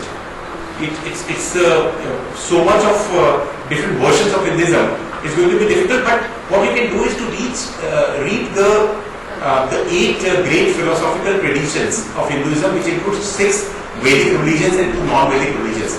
She said that even atheists are welcome. Nastic is not disbeliever. Nastic is somebody who does not subscribe to Vedic views, but is still a believer. So even an atheist is welcome to be a part of religion. So reading about those 8 Hindu schools of thoughts would be a wonderful point to start from. Dr. Radhakrishnan, the former first president of India, was a philosopher who was teaching in Harvard before he came to India to become the president of India. Has written wonderful work on Indian philosophy, Oriental philosophy, Indian philosophy, Hindu philosophy. Reading Radhakrishnan and he has been addressing the Western audience all his life. So he understands the concept, question that would come to an enlightened mind, an educated mind about Hindu philosophy. He has addressed those questions very well. So read out Radhakrishnan. I think these could be a good starting point. And we people are reachable to you. And then what else you should be doing is like place of visit worship that you are going to do today. Not many of you would have visited a place of worship other than your own religion perhaps. Some of you would have visited some places. This makes a big difference. Going there and understanding the religion makes a big difference. Today when you visit a temple and a gurudwara, you would find a lot of difference in your own thinking about those religions. It is us versus them phenomenon that happens. When you are able to do away with that when you visit those places. So I think that makes a big difference. And we are there. We have been working. India Peace Center, NCCI has been working hard to promote interfaith harmony. NCCI's purpose is to promote Christian harmony, but it has been working hard to promote interfaith harmony also. Commendable job they're doing. So we are there. You can reach out to any of us. We are easily reachable on social media also. We will be there to guide you. Thank you. Gentlemen, I would suggest few more translations. One of the translations you can read the message of Quran written by Muhammad Asad. He was from a Jewish journalist family and he translated Holy Quran. And the other translation is Abdullah Yusuf Ali. You refer these 2 translations also, and a lot of translations there are there on internet. And you can find this Muhammad Asad, the message of Quran on net, and so of Abdullah Yusuf Ali. What about the hadiths, if I were to learn about that? See, there are a lot of contradictions in hadiths. Just now I told you before 2 minutes, there should not be personality. If you try to sort of hadith, lot of narrations are there, those contradict with Quran, because hadith has been written after 200 years of the demise of Prophet Muhammad. So a lot of contradictions, false narrations are also there, and there is a point of conflict also there, and risk of conflict is also there. What I am trying to tell you is Quran denies personality cult. I'll give you a parable of Mahatma Gandhi. Mahatma Gandhi lived on principle of non-violence. If someone abuses publicly Mahatma Gandhi, people will leave his non-violence principle and come out with violence. So personality cult should not be there. Hadiths are written after 200 years. Contradictions will be there. In Quran there will be no contradiction, and that I can prove by, if you will go to net and find the authenticity of Quran. So you will find there was a 92 years research of Oxford and Cambridge University from every nook and corner of the globe. One was brought on one desk and it was tallied. There was not a single word difference in it. So you can find this narration also on the net. Last question. My question is, you had mentioned, so I have like a two question in one question. So the first one is like, you said that the Aryan race, which came from the Europe, got the Hinduism from, so but before the Aryans who came, there was Dravidians also. So majority of the India was Dravidian. So they also worship God, which was just like Hinduism. It was like I think they call Murugan now in Tamil Nadu side, correct? So and later they were Islam, they were Christianity, they were also Buddhism at the same time. Judaism also. Yeah, Judaism also later. So you have so many religions, and sometimes there are certain parties who say. So certain parties will say, okay, so we're going to open a temple, we're going to declare a national holiday. Do you think that is right? That is one of the questions, and there's no conversion also. You can't convert them easily. You have to. If a pastor converts somebody, they put in a prison. So how does it happen when other religion person converts a Christian guy or a Muslim person? Is there a same law, or is it only for apart from Hinduism? That is one. In the same question, like I always have I'm a Christian. I'm usually converted way long back. So there's this caste system which is always there. So like I wanted to ask Somi, but you almost explained a little bit about the caste system. So but how can a religion say that there are 4 castes which you divided? So it says only this caste can read and write, and they do the great stuff, and the other caste is only the warriors, and the other caste will do the other, and the last caste are the ones who clean up and all that stuff, and they're the important one, but they're not equally treated is what I see most of the time. Is especially when my friends they are Hindus, and they're like, Macha, I'm seeing for the girl who's married, but I say, dude, what about the girl you like? No, she belongs to a different caste. So even though now it's happening, so I really don't understand why do we have the caste when we pray to the same God. Waiting for this question to come. I was eagerly waiting for this question. So when we all pray to the same God, right? Why do we have a caste and we say, okay, you cannot enter because the first person is a Brahmin. So I really don't understand that part. So I think there were 3 questions. Yeah, like I your question also. I take all questions first, and then we will answer. Is the Varda system still in practice, or I just want to know if the Varda system is still in practice, or? Yeah, got your point. And your question also. I think all questions that we can answer.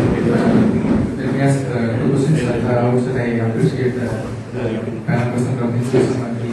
At the very beginning of our presentation, he rightly points out that Sanatana Dharma is not Hindutva.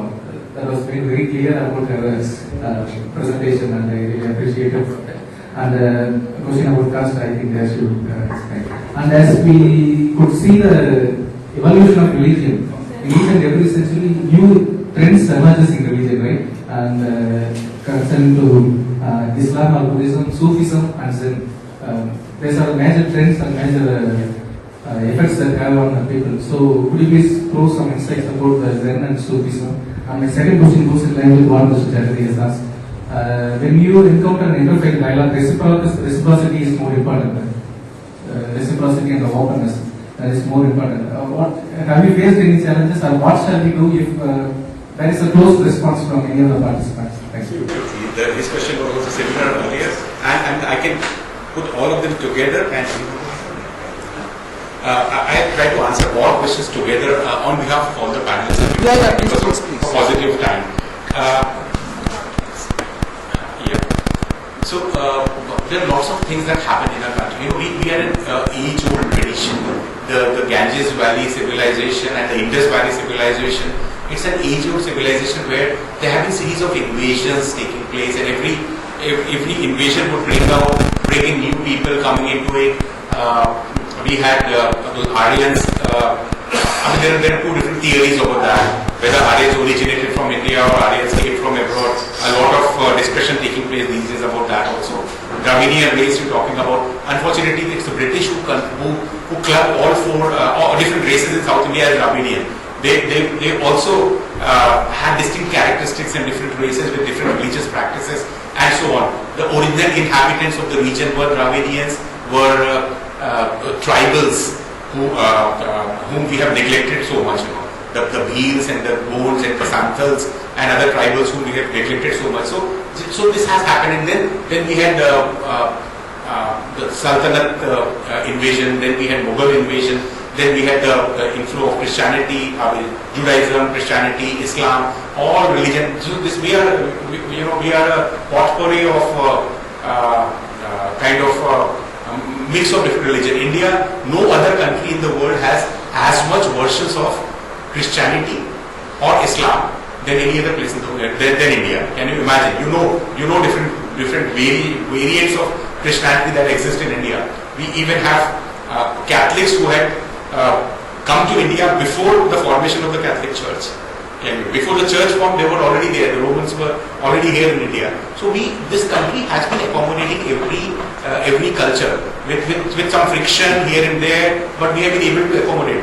Black Jews do not exist anywhere in the world except in India. I mean, when Jews claim that they are a pure race, coming from the same race, how can there be Jews who are black? But they do exist in India. They were, on a DNA test, it was found that they had exactly the same DNA as the Jews belonging to Israel. So there's no denying on that. We have Jews in Assam, we have Jews in the Himalayas also, in the Ladakh region also. So this is a country which has been always a melting pot of so many communities, so many cultures, so many religious practices coming together, good or bad. Every invasion would result in the invader trying to impose his religion on the people. It's a natural. It's not Islam or Christianity or Hinduism. It's the invader who is doing it. The ruler would like his religion to be spread. It happens. It does happen. So we have seen those kind of invasions and those kind of forced conversions also taking place in the past. People sometimes subscribing to those views. Sufism is another example that somebody talked about. Is something that came as a it was not something being forced upon. It was something that talks about no intermediary between you and God. So the Indian version of Sufism is Sant Parampara, where the saints from different sects, from Tamil Nadu, from Uttar Pradesh, were talking of directly talking to God. Tiruvallur is a good example of that. Kabir is another good example of that. So we have had these kind of different variants coming in, and India incorporating all of them into its tradition, its system. Varna system unfortunately became a part of it. Varna system was beautiful at that time. It was specialization. It was occupational specialization. Specialization based on occupation. It was not supposed to be a varna of superiority or inferiority. It got later interpreted, even in the ancient times it got interpreted. Much later, presumably much later after its existence, as a system of superiority and inferiority, as a hierarchy. Punjab, I'll give you an example of Punjab. Punjab is a place where different communities they do exist. Sikhism, different communities do exist, but they are not a hierarchical society. The agriculturists in Punjab and somebody who belongs to the Kshatriya caste, they do not consider the other as superior or inferior. The different communities, they coexist. I think this would have been originally the principle of the Varna system that happened those days, perhaps.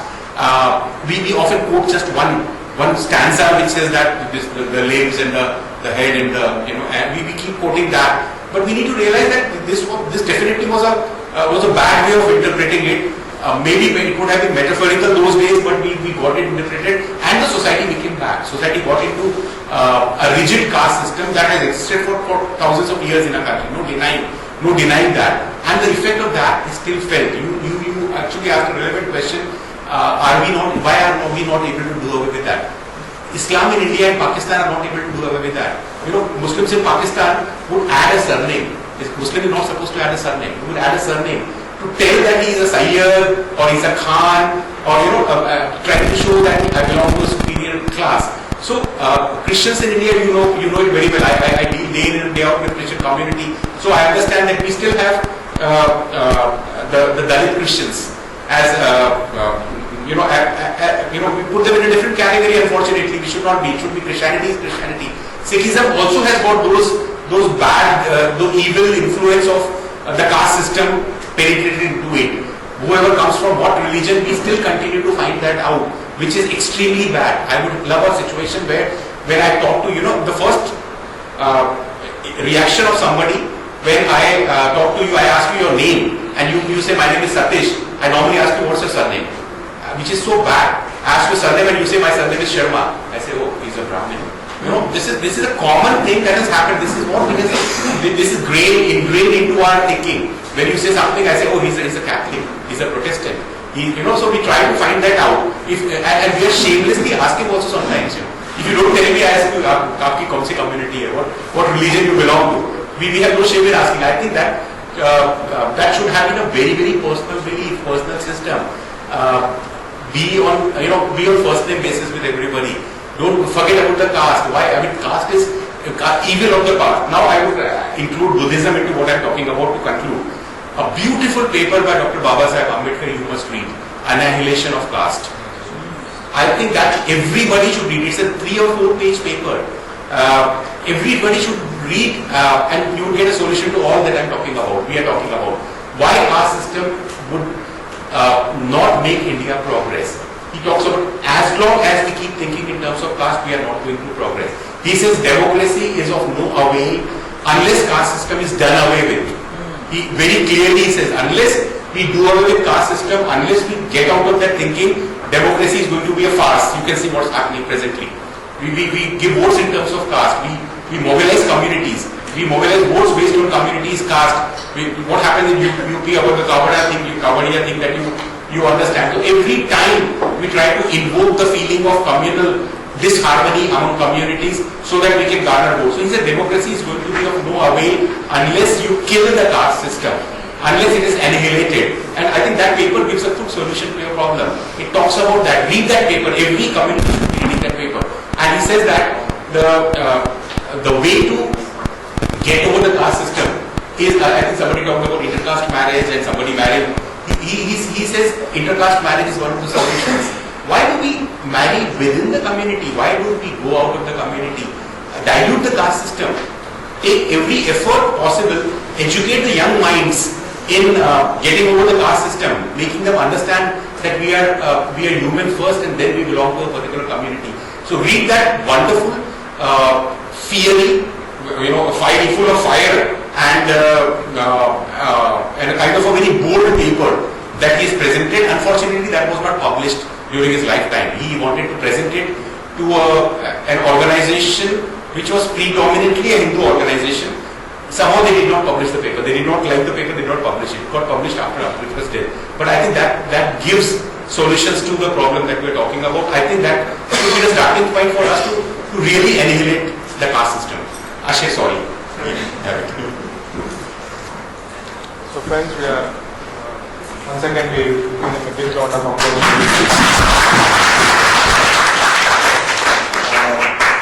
Thank you so much all the panelists for enlightening our participants